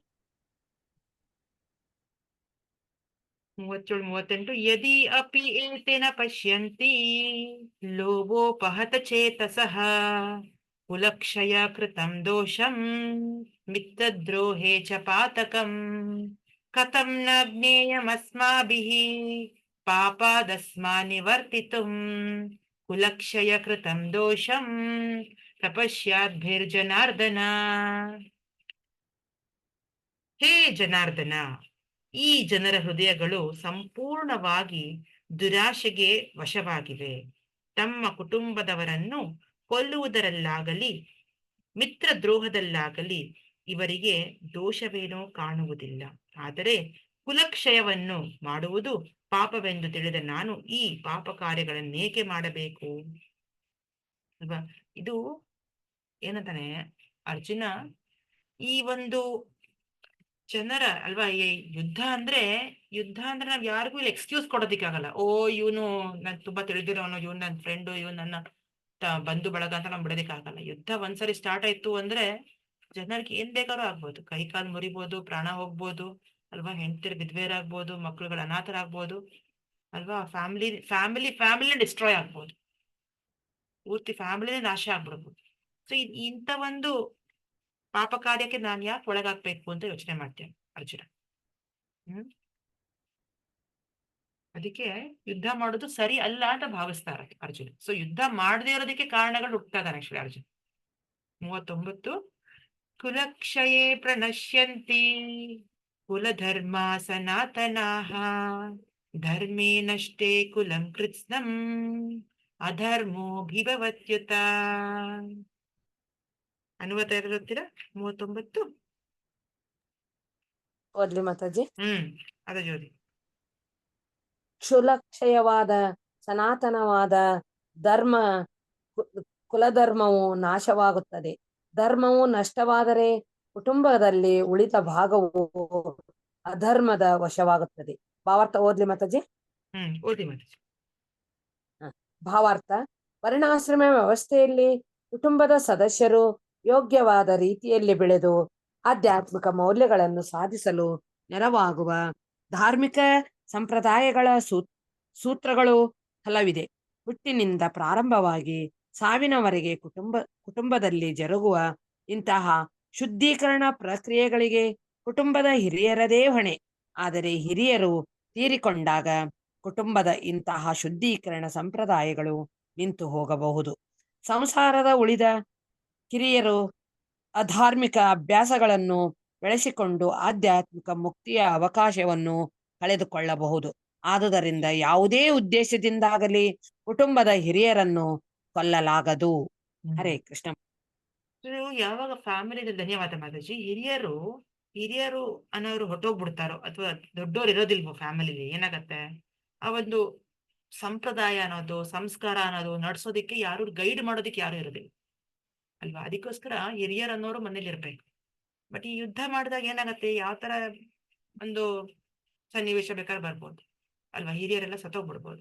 ಆಗೇನ್ ಉಳ್ಕೋತಾರೆ, ಮಕ್ಳಿಗೆ ಏನ್ ಗೊತ್ತಾಗತ್ತೆ, ಹೇಗ್ ಜೀವನ ಮಾಡ್ಬೇಕು, ಏನ್ ಸಂಸ್ಕಾರ ಮಾಡ್ಕೊಂಡು ಹೋಗ್ಬೇಕು ಅಲ್ವಾ. ಅಲ್ಲೆಲ್ಲ ಒಂಥರ ತಹಸ್ ಆಗ್ಬಿಡುತ್ತೆ, ಫ್ಯಾಮಿಲಿ ಡೈರೆಕ್ಷನ್ ಇಲ್ದಂಗೆ ಆಗ್ಬಿಡುತ್ತೆ. ಸೊ ಹಾಗಾಗಿ ಹಿರಿಯವರು ಸಾಯಿಸೋದಕ್ಕೆ ನಾನು ಸಿದ್ಧನಾಗಿಲ್ಲ ಅಂತ ಇರೋದು ಅರ್ಜುನ. ಅಧರ್ಮ 40. ಅಧರ್ಮಾಭಿಭವಾತ್ ಕೃಷ್ಣ ಪ್ರದುಷ್ಯಂತಿ ಕುಲಸ್ತ್ರಿಯಃ ಸ್ತ್ರೀಷು ದುಷ್ಟಾಸು ವಾರ್ಷ್ಣೇಯ ಜಾಯತೆ ವರ್ಣ ಸಂಕರಃ. ಅನುವಾದ 40. ಗೀತಾ ಮಾತಾಜಿ ಓದ್ತೀರಾ? ಗೀತಾ ಉಳ್ಳಗಡಿ ಮಾತಾಜಿ ಓದ್ತೀರಾ?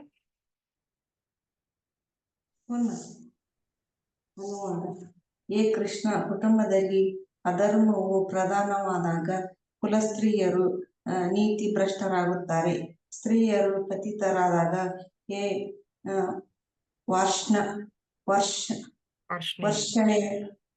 ವರ್ಷಣೆಯ ಅನಿಷ್ಟ ಸಂತಾನ ಸೃಷ್ಟಿಯಾಗುತ್ತದೆ. ಹರೇ ಕೃಷ್ಣ ಮಾತಾಜಿ. ಧನ್ಯವಾದ ಮಾತಾಜಿ. ಭಾವಾರ್ಥ ಓದ್ತೀರಾ? ಹರಿಬೋಲ್.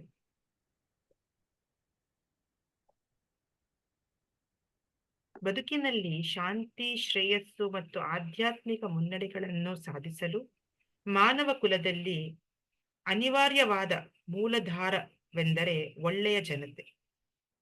ರಾಜ್ಯದ ಮತ್ತು ಸಮುದಾಯದ ಸಾಮಾನ್ಯ ಆಧ್ಯಾತ್ಮಿಕ ಬೆಳವಣಿಗೆಗಾಗಿ ಒಳ್ಳೆಯ ಜನರೇ ಉಳಿಯುವಂತೆ ವರ್ಣಾಶ್ರಮ ಧರ್ಮದ ತತ್ವಗಳನ್ನು ರೂಪಿಸಲಾಗಿತ್ತು. ಇಂತಹ ಜನತೆಗೆ ಸ್ತ್ರೀಯರ ಪಾತಿವ್ರತ್ಯ ಮತ್ತು ನಿಷ್ಠೆಯೇ ಆಧಾರ. ಮಕ್ಕಳು ಹೇಗೆ ಸುಲಭವಾಗಿ ದಾರಿ ತಪ್ಪಬಹುದು, ಹಾಗೆ ಸ್ತ್ರೀಯರು ಸುಲಭವಾಗಿ ಭ್ರಷ್ಟರಾಗಬಹುದು. ಆದುದರಿಂದ ಮಕ್ಕಳಿಗೂ ಸ್ತ್ರೀಯರಿಗೂ ಕುಟುಂಬದ ಹಿರಿಯರಿಂದ ರಕ್ಷಣೆಯು ಅಗತ್ಯ. ಹಲವಾರು ಧಾರ್ಮಿಕ ವಿಧಿಗಳಲ್ಲಿ ಮಗ್ನರಾದ ಸ್ತ್ರೀಯರು ದಾರಿ ತಪ್ಪಿ ವ್ಯಭಿಚಾರಕ್ಕಿಳಿಯುವುದಿಲ್ಲ. ಚಾಣಕ್ಯ ಪಂಡಿತನ ಪ್ರಕಾರ ಸ್ತ್ರೀಯರು ಸಾಮಾನ್ಯವಾಗಿ ಬಹಳ ಜಾಣರಲ್ಲವಾಗಿ ಅವರು ನಂಬಿಕೆಗೆ ಯೋಗ್ಯರಲ್ಲ. ಆದುದರಿಂದ ಧಾರ್ಮಿಕ ವಿಧಿಗಳ ಹಲವಾರು ಕೌಟುಂಬಿಕ ಸಂಪ್ರದಾಯಗಳಲ್ಲಿ ಅವರು ಸದಾ ಮಗ್ನರಾಗಿರಬೇಕು. ಹೀಗೆ ಅವರ ಪಾತಿವ್ರತ್ಯ ಮತ್ತು ಭಕ್ತಿಯು ವರ್ಣಾಶ್ರಮ ವ್ಯವಸ್ಥೆಯಲ್ಲಿ ಭಾಗವಹಿಸಲು ಯೋಗ್ಯವಾದ ಒಳ್ಳೆಯ ಜನತೆಗೆ ಜನ್ಮ ನೀಡುತ್ತದೆ. ಇಂತಹ ವರ್ಣಾಶ್ರಮ ಧರ್ಮವು ವಿಫಲವಾದಾಗ ಸಹಜವಾಗಿ ಮಹಿಳೆಯರಿಗೆ ಪುರುಷರೊಂದಿಗೆ ಬೆರೆಯಲು ಸ್ವಾತಂತ್ರ್ಯವೂ ದೊರೆಯುತ್ತದೆ. ಆಗ ವ್ಯಭಿಚಾರವೂ ಆಗಿ ಅನಪೇಕ್ಷಿತ ಜನತೆ ಸೃಷ್ಟಿಯಾಗುವ ಅಪಾಯ ಉಂಟಾಗುತ್ತದೆ. ಹೊಣೆಗೇಡಿ ಪುರುಷರು ಕೂಡ ಸಮಾಜದಲ್ಲಿ ವ್ಯಭಿಚಾರವನ್ನು ಪ್ರಚೋದಿಸುತ್ತಾರೆ. ಹೀಗೆ ಅನಪೇಕ್ಷಿತ ಮಕ್ಕಳು ಮಾನವ ಕುಲವನ್ನು ತುಂಬಿ ಯುದ್ಧ ಮತ್ತು ಕ್ಷಾಮಗಳ ಅಪಾಯವು ತಲೆದೋರುತ್ತದೆ.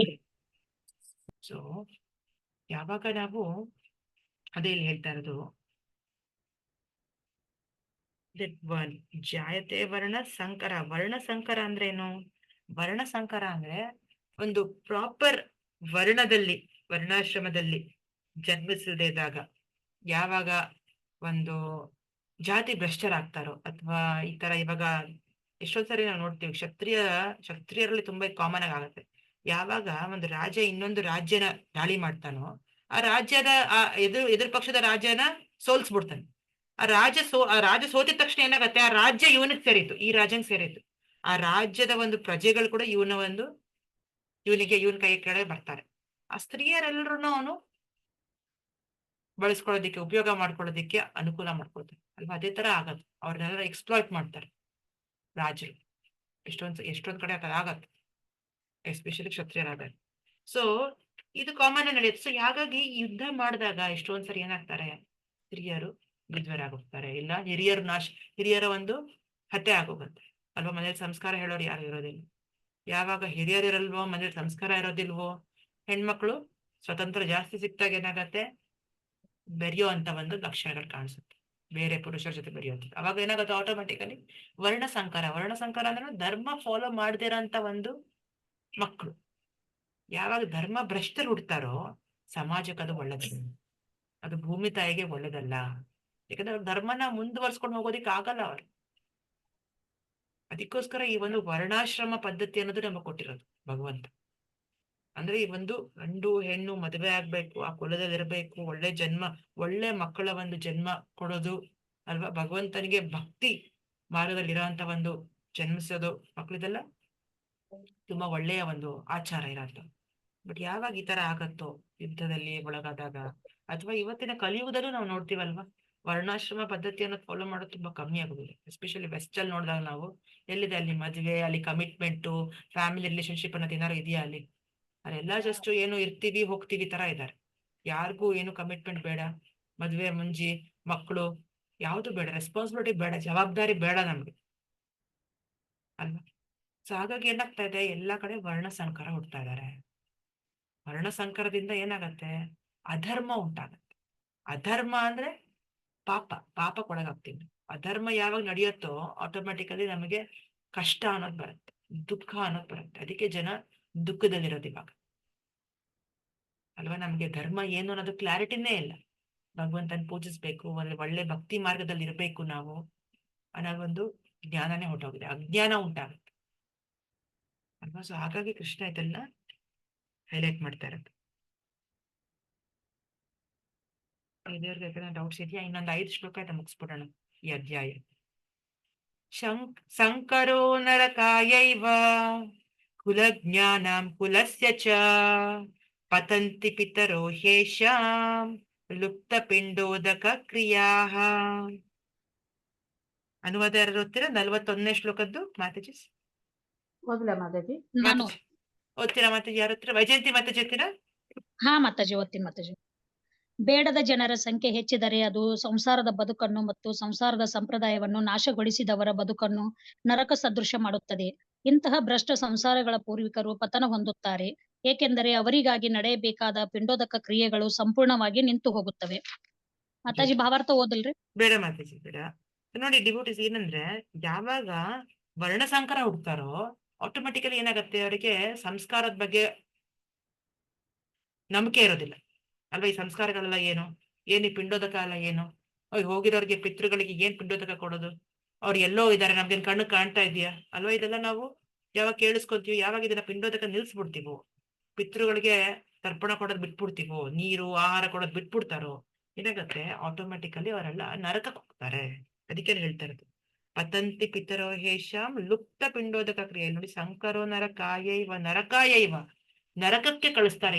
ಈ ವರ್ಣ ಸಂಕರದಿಂದ ಹುಟ್ಟಿರೋಂತ ಮಕ್ಕಳುಗಳಿಂದ ಏನಾಗತ್ತೆ, ಮನೇಲಿರೋಂಥ ಸಂಸ್ಕಾರಗಳನ್ನ ನಿಲ್ಸ್ಬಿಡ್ತಾರೆ. ಫಸ್ಟ್ ಸಂಸ್ಕಾರ ಮಾಡೋದು ನಿಲ್ಸ್ತಾರೆ, ಆಟೋಮೆಟಿಕಲಿ ಏನಾಗುತ್ತೆ, ಪಿತೃಗಳು ನರಕಕ್ಕೆ ಹೋಗ್ತಾರೆ. ಅವಾಗ ಮನೆಯಲ್ಲಿ ಒಳ್ಳೇದು, ಶಾಂತಿಯಾಗ್ಲಿ ಒಳ್ಳೇದಾಗ್ಲಿ ಇದು ಕಮ್ಮಿ ಆಗ್ಬಿಡುತ್ತೆ. ಇದು ಭೌತಿಕ ಕರೆಕ್ಟ್. ಇದು ವರ್ಣಾಶ್ರಮದ ಪದ್ಧತಿ ಪ್ರಕಾರ ಈ ಪಿಂಡದಾನ ಮಾಡ್ಬೇಕು, ಪಿತೃಗಳಿಗೆ ತರ್ಪಣ ಕೊಡ್ಬೇಕು, ಇದೆಲ್ಲ ಕರೆಕ್ಟ್. ಬಟ್ ಯಾವಾಗ ಭಾಗವತ ಧರ್ಮ ಅಂತ ಬರುತ್ತೋ, ಭಾಗವತ ಧರ್ಮ ಅಂದ್ರೇನು, ಭಗವಂತನ ಭಕ್ತಿ ಮಾರ್ಗ ಅಲ್ವಾ. ನಾವೆಲ್ಲ ಮಾಡ್ತಾ ಇರೋದು ಭಗವಂತನ ಭಕ್ತಿ ಯೋಗ. ಇದು ಸಾಕ್ಷಾತ್ ಭಗವಂತನ ವಾಣಿ ಕೇಳಿಸ್ಕೊಂತಾ ಇರೋದು, ಭಗವದ್ಗೀತೆ ಕೇಳಿಸ್ಕೊಂತಾ ಇರೋದು, ಭಗವಂತನ ನಾಮ ಜಪ ಮಾಡ್ತಾ ಇರೋದು, ಭಗವಂತನ ಕೀರ್ತನೆ ಮಾಡ್ತಾ ಇರೋದು, ಇದೆಲ್ಲ ಭಾಗವತ ಧರ್ಮಕ್ಕೆ ಸೇರುತ್ತೆ. ಯಾವಾಗ ನಾವು ಭಾಗವತ ಧರ್ಮ ನಿಭಾಯಿಸಕ್ ಶುರು ಮಾಡ್ತೀವೋ ಆಟೋಮ್ಯಾಟಿಕಲಿ ನಮಗೆ ಯಾವುದೇ ರೀತಿ ಒಂದು ಋಣ ಅನ್ನೋದು ಉಳ್ಕೊಳ್ಳೋದಿಲ್ಲ. ಈಗ ಪಿತೃ ಋಣ ಅನ್ನೋದು ಇದೆ, ದೇವ ಋಣ ಅಂತ ಇದೆ, ಜೀವ ಋಣ ಅಂತ ಇದೆ ಅಲ್ವಾ, ಋಷಿಗಳ ಋಣ ಅಂತ ಇದೆ, ಎಷ್ಟೆಲ್ಲ ಋಣಗಳಿದೆ ನಮ್ಮ ಮೇಲೆ. ಆದ್ರೆ ಆಟೋಮೆಟಿಕಲಿ ಆ ಋಣಗಳೆಲ್ಲ ಯಾವಾಗ ಹೋಗುತ್ತೆ, ಯಾವಾಗ ನಾವು ಡೈರೆಕ್ಟ್ ಭಗವಂತನ ಸೇವೆ ಮಾಡ್ತೀವೋ ಆ ಯಾವ ಋಣ ನಮ್ಮ ಮೇಲೆ ಅಪ್ಲೈ ಆಗಲ್ಲ, ಯಾವುದು ನಮ್ಮ ಮೇಲೆ ಲಾಗೂ ಆಗಲ್ಲ. ಅದಕ್ಕೆ ಇಲ್ಲಿ ಒಂದು ಒಳ್ಳೆ ಶ್ಲೋಕ ಹೇಳ್ತಾರೆ ಭಾಗವತಮಿಂದ, ದೇವರ್ಷಿ ಭೂತಾಪನ್ ನೃಣಾಂ ಪಿತೃಣಾಂ ನಾ ಕಿಂಕರೋ ನಾಯಂ ಋಣೀಚ ರಾಜನ್ ಸರ್ವಾತ್ಮನಾಯ ಶರಣಂ ಶರಣ್ಯಂ ಗತೋ ಮುಕುಂದಂ ಪರಿಹೃತ್ಯ ಕರ್ತಂ. ಅಂದ್ರೆ ಏನ್ ಹೇಳ್ತಿದ್ದಾರೆ ಇಲ್ಲಿ, ಎಲ್ಲಾ ಕಟ್ಟುಪಾಡುಗಳನ್ನು ಪರಿತ್ಯಜಿಸಿ ಮುಕ್ತಿದಾಯಕನಾದ ಮುಕುಂದನ ಶರಣಕಮಲಗಳಲ್ಲಿ ಯಾರು ಆಶ್ರಯವನ್ನು ಪಡೆದಿರುತ್ತಾನೋ ಮತ್ತು ಶ್ರದ್ಧೆಯಿಂದ ಆ ಮಾರ್ಗವನ್ನು ಅನುಸರಿಸುವನೋ ಅವನು ದೇವತೆಗಳಿಗೆ, ಋಷಿಗಳಿಗೆ, ಜೀವಿಗಳಿಗೆ, ಕುಟುಂಬಕ್ಕೆ, ಮಾನವ ಕುಲಕ್ಕೆ ಅಥವಾ ಪಿತೃಗಳಿಗೆ ಯಾವ ಕರ್ತವ್ಯಗಳನ್ನು ಮಾಡಬೇಕಾಗಿಲ್ಲ, ಯಾವ ಋಣವನ್ನೂ ಸಲ್ಲಿಸಬೇಕಾಗಿಲ್ಲ. ದೇವೋತ್ತಮ ಪರಮ ಪುರುಷನನ್ನು ಭಕ್ತಿಪೂರ್ವಕವಾಗಿ ಸೇವಿಸುವುದರಿಂದ ಇಂತಹ ಕರ್ತವ್ಯಗಳು, ಋಣಗಳು ತಾವಾಗಿಯೇ ಪೂರೈಸುತ್ತವೆ. ಇದು ತುಂಬಾ ಮುಖ್ಯವಾದಂತ ಮಾತು. ಅದಕ್ಕೆ ಈ ಒಂದು ಭಕ್ತಿ ಮಾರ್ಗ ಅನ್ನೋದು ಅಷ್ಟು ಮುಖ್ಯವಾಗಿರೋದು. ಯಾಕಂದ್ರೆ ಕಲಿಯುಗದಲ್ಲಿ ಇದೆಲ್ಲ ನಿಭಾಯಿಸ್ತಾ ಇಲ್ಲ ಯಾರು ಜನ. ಯಾರಿಗೂ ಸಂಸ್ಕಾರಗಳನ್ನ ಮಾಡ್ಕೊಂಡು ಎಲ್ಲ ಋಣಗಳನ್ನ ತೀರ್ಸಕ್ಕೆ ಆಗ್ತಾ ಇಲ್ಲ ಅಲ್ವಾ.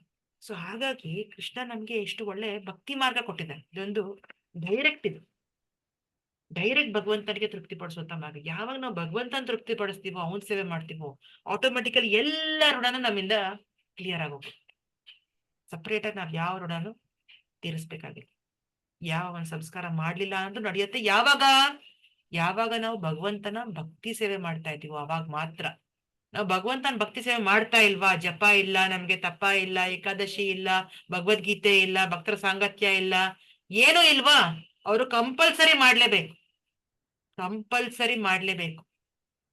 ಪಿತೃತರ್ಪಣ ಮಾಡ್ಬೇಕು, ಎಲ್ಲ ಋಣಗಳನ್ನ ಅವ್ರು ತೀರಿಸ್ಕೊಳ್ಳೇಬೇಕು. ತೀರಿಸ್ಲಿಲ್ವಾ ಅವರೆಲ್ಲ ಕ್ಲಿಯರ್ ಆಗಿ ಹೇಳ್ತಾ ಇದ್ದಾರೆ, ನರಕಾಯ ಇವ, ನರಕಕ್ಕೆ ಹೋಗಕ್ಕೆ ರೆಡಿ ಆಗ್ತಾ ಇದ್ದಾರೆ. ಪಿತೃಗಳು ನರಕಕ್ಕೆ ಹೋಗ್ತಾರೆ, ಯಾರು ಪಿತೃ ತರ್ಪಣ ಕೊಡ್ತಾ ಇಲ್ವೋ ಆ ಫ್ಯಾಮಿಲಿ ನರಕಕ್ಕೆ ಹೋಗ್ತಾರೆ. ಇದೇ ವ್ಯತ್ಯಾಸ. ಕರ್ಮಿಗಳಿಗೂ ಭಗವಂತನ ಭಕ್ತರಿಗೂ ಅಜಗಜಾಂತರ ವ್ಯತ್ಯಾಸ ಇದೆ. ಇವ್ರು ಮಾಡ್ಲಿಲ್ಲ ಅಂದ್ರು ವರ್ಣಾಶ್ರಮ ಮಾಡೋದ್ರಲ್ಲಿ ಸ್ವಲ್ಪ ಮಟ್ಟಿಗೆ ಆ ಕಡೆ ಈ ಕಡೆ ಆದ್ರೂ ಕೃಷ್ಣ ಅದನ್ನ ಸರಿಪಡಿಸ್ತಾನೆ. ಅದನ್ನೇ ಇಲ್ಲಿ ಮಾತು ಹೇಳ್ತಾರೆ ಭಗವಂತ. ಯಾವಾಗ ದೇವೋತ್ತಮ ಪರಮಪುರುಷನ್ನು ಭಕ್ತಿಪೂರ್ವಕವಾಗಿ ಸೇವಿಸುವುದರಿಂದ ಇಂತಹ ಕರ್ತವ್ಯಗಳು, ಋಣಗಳು ತಾವಾಗಿಯೇ ಪೂರೈಸುತ್ತವೆ.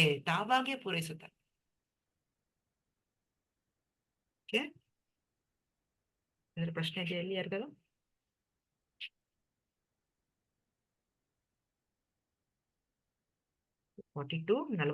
ದೋಷರ್ ಏತೈ ಕುಲಜ್ಞಾನ ವರ್ಣ ಸಂಕರ ಕಾರಕೈಃ ಉತ್ಸಾದ್ಯಂತೆ ಜಾತಿ ಧರ್ಮಾಃ ಕುಲಧರ್ಮಶ್ಚ ಶಾಶ್ವತಾಃ. ಅನುವಾದ 52ನೇ ಶ್ಲೋಕ ನೋಡಿ, ಯಾರು ಓದ್ತೀರಾ? ಸುಧಾ ಮಾತಾಜಿ ಓದ್ತೀರಾ? ಓದ್ಲಾ ಮಾತಾಜಿ? ಸುಧಾ ಮಾತಾಜಿ ಅವರೇ. ಕುಟುಂಬದ ಸಂಪ್ರದಾಯವನ್ನು ನಾಶ ಮಾಡಿ ಬೇಡದ ಮಕ್ಕಳನ್ನು ಸೃಷ್ಟಿಸುವವರ ದುಷ್ಕರ್ಮದಿಂದ ಎಲ್ಲ ಸಮುದಾಯ ಯೋಜನೆಗಳು, ಕುಟುಂಬ ಕಲ್ಯಾಣ ಚಟುವಟಿಕೆಗಳು ನಾಶವಾಗುತ್ತವೆ. ಭಾವಾರ್ಥ ಓದ್ಲಾ ಮಾತಾಜಿ? ಅವಶ್ಯಕತೆ ಇಲ್ಲ ಮಾತಾಜಿ, ಬೇಡ್ವಾ? ಹರೇ ಕೃಷ್ಣ. ಉತ್ಪನ್ನ ಕುಲ ಧರ್ಮಾನಾಂ ಮನುಷ್ಯಾನಾಂ ಜನಾರ್ದನ ನರಕೆ ನಿಯತಂ ವಾಸೋ ಭವತಿ ಇತಿ ಅನುಶುಶ್ರುಮ. ಅನುವಾದ ಓದ್ತೀರಾ? ಸುಮಂಗಲ ಮಾತಾಜಿ ಓದ್ತೀರಾ? ಓದ್ತೇನ್ರಿ ಮಾತಾಜಿ. ಹೇ ಕೃಷ್ಣ, ಜನರ ಪೋಷಕನೇ, ಯಾರ ಕುಟುಂಬ ಸಂಪ್ರದಾಯವು ನಾಶವಾಗುತ್ತದೋ ಅವರು ಶಾಶ್ವತ ನರಕವಾಸಿಗಳಾಗುತ್ತಾರೆ ಎಂದು ಗುರು ಶಿಷ್ಯರ ಪರಂಪರೆಯಿಂದ ಕೇಳಿದ್ದೇನೆ. ಭಾವಾರ್ಥ ಓದ್ಲಿ ಮಾತಾಜಿ? ಭಾವಾರ್ಥ ಓದಿ ಮಾತಾಜಿ. ಅರ್ಜುನನ ವಾದಕ್ಕೆ ಆಧಾರ ಆತನ ಸ್ವಂತ ಅನುಭವವಲ್ಲ, ಅಧಿಕೃತರಿಂದ ಅವನು ಕೇಳಿದ್ದು. ನೈಜ ಜ್ಞಾನವನ್ನು ಪಡೆಯುವ ಮಾರ್ಗ ಇದೆ. ನೈಜ ಜ್ಞಾನದಲ್ಲಿ ಸ್ಥಿತನಾದ ಯೋಗ್ಯ ವ್ಯಕ್ತಿಯ ನೆರವಿಲ್ಲದೆ ಯಾರೂ ಆ ಜ್ಞಾನದ ನಿಜವಾದ ತಿರುಳನ್ನು ಪಡೆಯುವುದು ಸಾಧ್ಯವಿಲ್ಲ. ಮನುಷ್ಯನು ಸಾಯುವ ಮೊದಲು ತನ್ನ ಪಾಪಕರ್ಮಗಳಿಗೆ ಪ್ರಾಯಶ್ಚಿತ ಮಾಡಿಕೊಳ್ಳಲು ವರ್ಣಾಶ್ರಮ ಸಂಸ್ಥೆಯಲ್ಲಿ ಒಂದು ವ್ಯವಸ್ಥೆಯುಂಟು. ಸದಾ ಪಾಪಕರ್ಮದಲ್ಲಿ ತೊಡಗಿರುವವನು ಪ್ರಾಯಶ್ಚಿತವನ್ನು ಮಾಡಿಕೊಳ್ಳಬೇಕು. ಹೀಗೆ ಮಾಡದಿದ್ದ ವ್ಯಕ್ತಿಯು ತನ್ನ ಪಾಪಕರ್ಮಗಳ ಫಲವಾಗಿ ಯಾತನೆಯನ್ನು ಅನುಭವಿಸಲು ನರಕಲೋಕಗಳಿಗೆ ಖಂಡಿತವಾಗಿ ದೂಡಲ್ಪಡುತ್ತಾನೆ. ಹರೇ ಕೃಷ್ಣ ಮಾತಾಜಿ.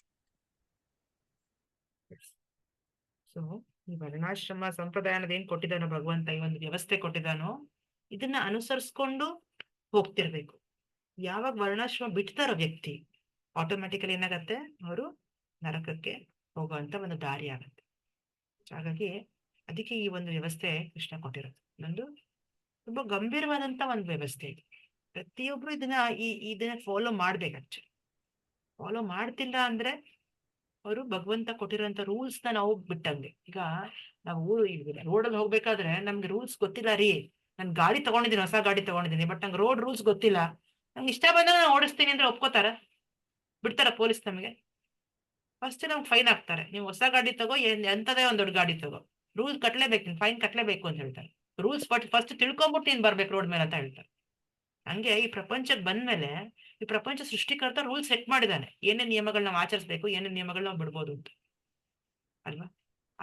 ಆ ರೂಲ್ಸ್ ನಾವು ಫಾಲೋ ಮಾಡ್ಲಿಲ್ಲ ಅಂದ್ರೆ, ಆ ನಿಯಮಗಳನ್ನ ನಾವು ಆಚರಿಸದೆ ಹೋದ್ರೆ ನಮ್ಗೆ ಗೊತ್ತಿಲ್ಲ ಅನ್ನಕ್ಕಾಗತ್ತ? ಗೊತ್ತಿಲ್ಲ ಅನ್ನೋದು ಅದು ಎಕ್ಸ್ಕ್ಯೂಸ್ ಅಲ್ಲ. ಅದಕ್ಕೆ ವರ್ಣಾಶ್ರಮ ವ್ಯವಸ್ಥೆ ಅನ್ನೋದು ಕೊಟ್ಟಿರೋದು ಭಗವಂತ. ಇದು ಬಿಟ್ಟು ನಾವು ಹೊರಗಡೆ ಇರ್ತೀನಪ್ಪ, ನಂಗೆ ಜವಾಬ್ದಾರಿ ಬೇಡ, ನನ್ಗೆ ಯಾವ್ದು ಕಮಿಟ್ಮೆಂಟ್ ಬೇಡ, ಇದೆಲ್ಲ ನನ್ಗೆ ಯಾವ್ದು ಲೆಕ್ಕಕ್ಕೆ ತಗೊಳ್ಳೋದಿಲ್ಲ, ನನ್ಗೆ ಇಷ್ಟ ಬಂದಾಗ ನಾನು ಜೀವನ ಮಾಡ್ತೀನಿ ಅನ್ನೋಕ್ಕಾಗಲ್ಲ. ಸೊ ಆತರ ಮಾಡಿದ ತಕ್ಷಣ ಏನಾಗತ್ತೆ, ಆಟೋಮ್ಯಾಟಿಕಲಿ ನಾವು ನಮ್ಮ ದಾರಿನ ನಾವು ಕ್ಲಿಯರ್ ಆಗಿ ಗೊತ್ತಾಗ್ಬಿಡ್ತಿಲ್ಲ. ಅದೇ ಕೃಷ್ಣ ಹೇಳ್ತಾ ಇರೋದು, ದಟ್ ಅವನು ನರಕ ಲೋಕಗಳಿಗೆ ಖಂಡಿತವಾಗಿ ದೂಡಲ್ಪಡುತ್ತಾನೆ. ಭಗವಂತನ ರೂಲ್ಸ್ ನಾವು ಎಷ್ಟೇ ಭೌತಿಕ ಪ್ರಪಂಚದ ಪೊಲೀಸಿಂದ ಅಥವಾ ಅವರಿಂದ ಇವರಿಂದ ನಾವು ಮುಚ್ಕೊಂಡು ಎಲ್ಲರೂ ಹೆಂಗೋ ಮರೆ ಮಾಡ್ಕೊಂಡು ನಾವು ತಪ್ಪಿಸ್ಕೊಂಡು ಹೋಗ್ಬೋದು. ಬಟ್ ಭಗವಂತನ ರೂಲ್ಸ್ ಇಂದ ನಾವು ನಿಯಮ ನಿಬಂಧನೆಗಳನ್ನ ನಾವು ತಪ್ಪಿಸ್ಕೊಳಕ್ ಆಗಲ್ಲ. ಯಾಕಂದ್ರೆ ಅವನು ಎಲ್ಲಾ ಕಡೆ ಅವನ ಒಂದು ಏಜೆಂಟ್ಸ್ ನ ಅಪಾಯಿಂಟ್ ಮಾಡಿದಾರಂತೆ. ಎಲ್ಲಾ ದೇವತೆಗಳು ಏನಿದಾರೋ, ಇಂದ್ರ, ಚಂದ್ರ, ಸೂರ್ಯ, ಗಾಳಿ, ವಾಯು, ಇವರೆಲ್ಲ ದೇವತೆಗಳು ಭಗವಂತನ ಒಂದು ಅಧೀನದಲ್ಲಿರೋರು, ಅವನ ಒಂದು ಕೈ ಕೆಳಗಿರೋರು. ಸೊ ಅವರೆಲ್ಲರೂ ವಾಚ್ ಮಾಡ್ತಾನೆ ಇದ್ದಾರೆ, ಅವರೆಲ್ಲರೂ ನಮ್ಮನ್ನ ನೋಡ್ತಾನೆ ಇದ್ದಾರೆ, ಪ್ರತಿ ಕ್ಷಣ ನೋಡ್ತಿರ್ತಾರೆ. ನಾವು ಮಾಡೋ ತಪ್ಪುಗಳನ್ನ ನಾವೇನಾರು ಭಗವಂತನ ಕಣ್ಮರೆ ಆಗ್ಬಿಟ್ಟು ನಾವ್ ಏನಾರು ಮಾಡಬಹುದು ಅಂದ್ರೆ ತಪ್ಸ್ಕೊಳಕ್ ಆಗಲ್ಲ. ನಾವು ಸಿಗಾಕೊಂತೀವಿ, ನೋಡ್ತಾನೆ, ಲೆಕ್ಕಕ್ಕೆ ತಗೊಳುತ್ತೆ. ಅದಕ್ಕೆ ಅವರಿಗೆ ಗಂಭೀರವಾಗಿ ಹೇಳ್ತಾ ಇರೋದು ಭಗವಂತ 44. ಅಹೋಬತ ಮಹತ್ ಪಾಪಂ ಕರ್ತುಂ ವ್ಯವಸಿತ ವಯಂ ಯದ್ರಾಜ್ಯ ಸುಖಂ ಲೋಭೇನ ಹಂತುಂ ಸ್ವಜನ ಮುದ್ಯತಃ. ಏನಂತಾನೆ? ಅಯ್ಯೋ, ಮಹತ್ತಾದ ಪಾಪ ಕಾರ್ಯಗಳನ್ನು ಮಾಡಲು ನಾವು ಸಿದ್ಧತೆ ಮಾಡಿಕೊಳ್ಳುತ್ತಿದ್ದೇವೆ ಎನ್ನುವುದು ಎಂತಹ ಆಶ್ಚರ್ಯದ ಸಂಗತಿ. ರಾಜ್ಯ ಸುಖದ ಲೋಭದಿಂದಾಗಿ ನಾವು ಸಜ್ಜನರನ್ನು ಕೊಲ್ಲಲು ಸಂಕಲ್ಪ ಮಾಡಿದ್ದೇವೆ. ಏನಂತಾನೆ? ಒಬ್ಬ ಮನುಷ್ಯನ ಸ್ವಾರ್ಥಕ್ಕಾಗಿ ತನ್ನ ಸೋದರ, ತಂದೆ ಅಥವಾ ತಾಯಿಯನ್ನು ಕೊಲ್ಲುವಂತಹ ಪಾಪ ಕೃತ್ಯಕ್ಕೆ ಮನಸ್ಸು ಮಾಡಬಾರದು. ಜಗತ್ತಿನ ಚರಿತ್ರೆಯಲ್ಲಿ ಇಂತಹ ಎಷ್ಟೋ ನಿದರ್ಶನಗಳುಂಟು. ಆದರೆ ಸಂತ ಸದೃಶ ಭಗವತ್ ಭಕ್ತರಾದ ಅರ್ಜುನನಿಗೆ ಸದಾ ನೈತಿಕ ತತ್ವಗಳ ಅರಿವುಂಟು. ಆದುದರಿಂದ ಅವನು ಇಂತಹ ಕೃತ್ಯಗಳಿಂದ ದೂರವಿರುವಂತೆ ಜಾಗೃತನಾಗಿರುತ್ತಾನೆ. ನೋಡಿ, ಭಗವಂತನ ಭಕ್ತರು ಯಾವಾಗಲೂ ಎಚ್ಚರದಿಂದ ಇರ್ತಾರೆ. ಯಾವ್ದು ಸರಿ, ಯಾವ್ದು ತಪ್ಪು, ಇದರ ಒಂದು ಪರಿಣಾಮ ಏನಾಗತ್ತೆ ಅನ್ನೋದ್ರ ಬಗ್ಗೆ ಯೋಚನೆ ಮಾಡ್ತಾರೆ.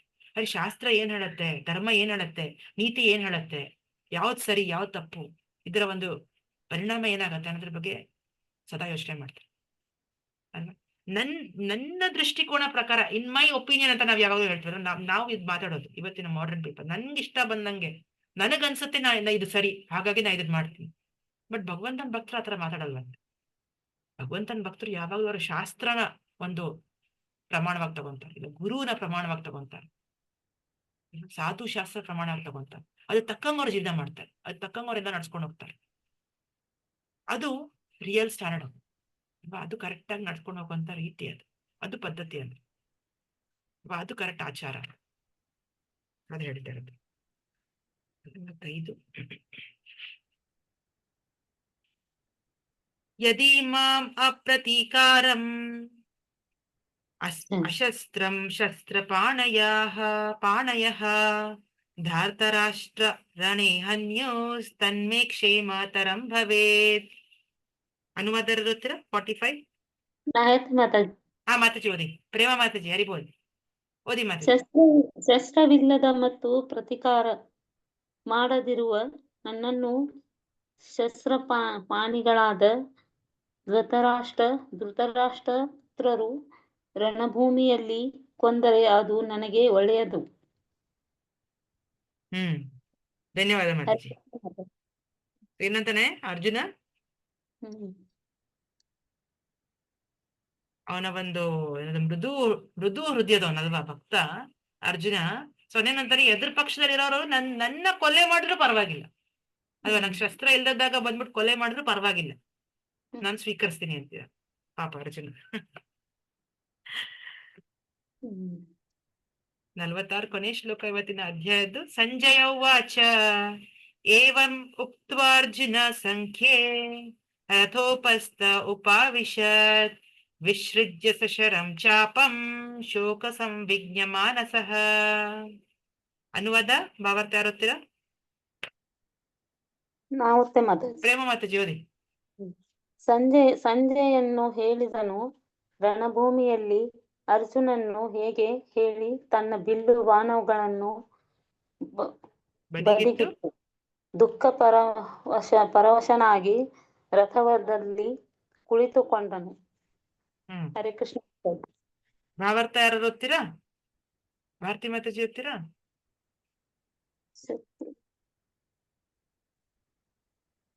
ನಾನು ಓದ್ಲಿ ಮಾತಾಜಿ? ಮಾತಾಜಿ ಓದಿ.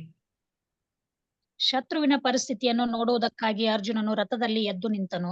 ಆದರೆ ಅವನು ಎಷ್ಟು ಶೋಕತಪ್ತನಾದನೆಂದರೆ ತನ್ನ ಬಿಲ್ಲು ಬಾಣಗಳನ್ನು ಬದಿಗಿಟ್ಟು ಕುಳಿತು ಬಿಟ್ಟ. ಭಗವಂತನ ಸೇವೆಯಲ್ಲಿ ನಿರತನಾದ ಇಂತಹ ದಯಾಮಯನಾದ ಮೃದು ಹೃದಯಮಯವಾದ ಮನುಷ್ಯನು ಆತ್ಮ ಜ್ಞಾನೋಪದೇಶವನ್ನು ಪಡೆಯಲು ಯೋಗ್ಯನಾದವನು. ಹರೇ ಕೃಷ್ಣ ಮಾತಾಜಿ. ಹರೇ ಕೃಷ್ಣ ಮಾತಾಜಿ. ಇಲ್ಲಿಗೆ ಶ್ರೀಮದ್ ಭಗವದ್ಗೀತೆಯ ಕುರುಕ್ಷೇತ್ರ ರಣರಂಗದಲ್ಲಿ ಸೇನಾವಲೋಕನ ಎಂಬ ಮೊದಲನೇ ಅಧ್ಯಾಯ ಭಕ್ತಿ ವೇದಾಂತ ಭಾವಾರ್ಥ ಮುಗಿಯಿತು ಅಲ್ವಾ? ಸೊ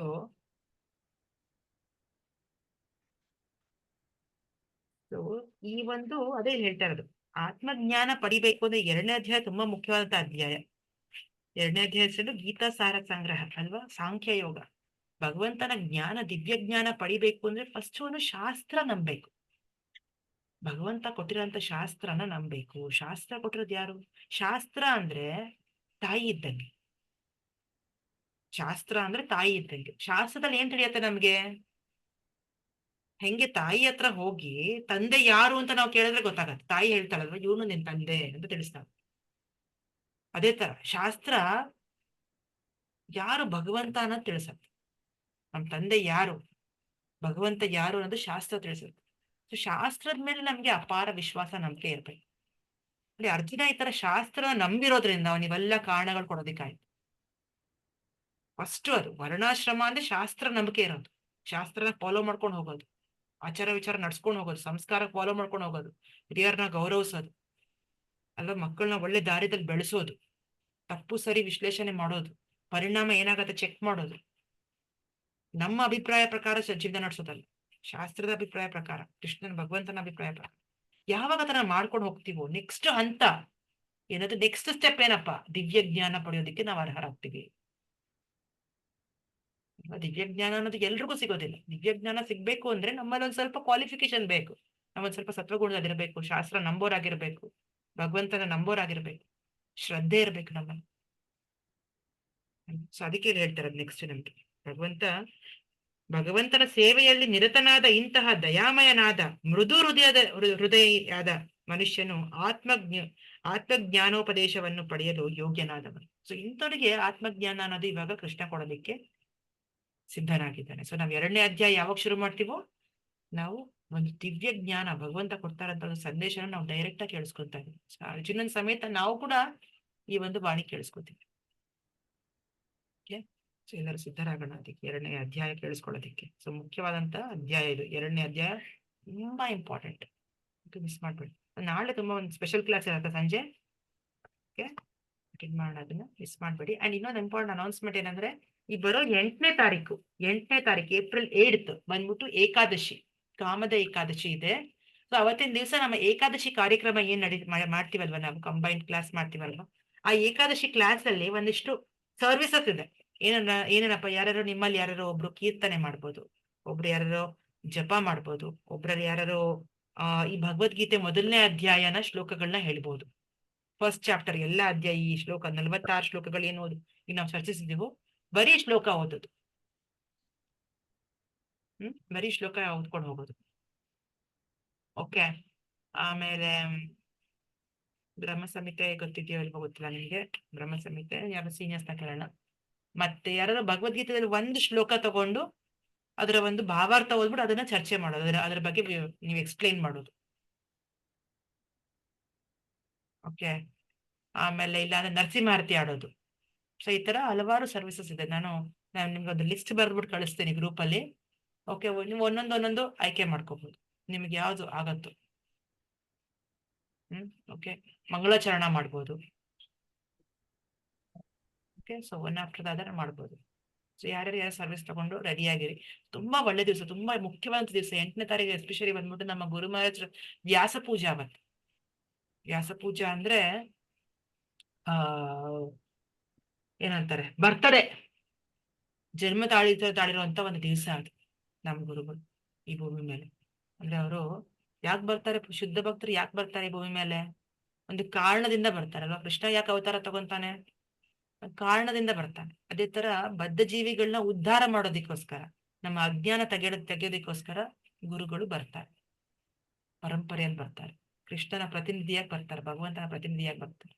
ಸೊ ಅವತ್ತಿನ ದಿವಸ ಭಗವಂತನ ಭಕ್ತಿ ಸೇವೆ ಇನ್ನು ಹೆಚ್ಚು ಮಾಡ್ಬೇಕು. ನಾವ್ ನೋಡಿದ್ವಲ್ಲ ಋಷಿಗಳ ಋಣ ಇರತ್ತೆ ಅಂತ. ಅದೇ ತರ ನಾವು ಭಗವಂತನ ನಮ್ಗೆ ಋಣ ಇಲ್ದೇ ಇರ್ಬೋದು ಭಗವಂತನ ಭಕ್ತರಾದ್ಮೇಲೆ. ಆದ್ರೆ ಭಗವಂತನ ಭಕ್ತಿ ನಾವ್ ಎಷ್ಟು ಮಾಡ್ತೀವೋ ಅಷ್ಟು ನಮ್ಮ ಋಣ ಅನ್ನೋದು ಹೋಗುತ್ತೆ, ಅಷ್ಟು ನಾವು ಭಗವಂತನ ಸಂತೃಪ್ತಿ ಪಡಿಸ್ಬೇಕು.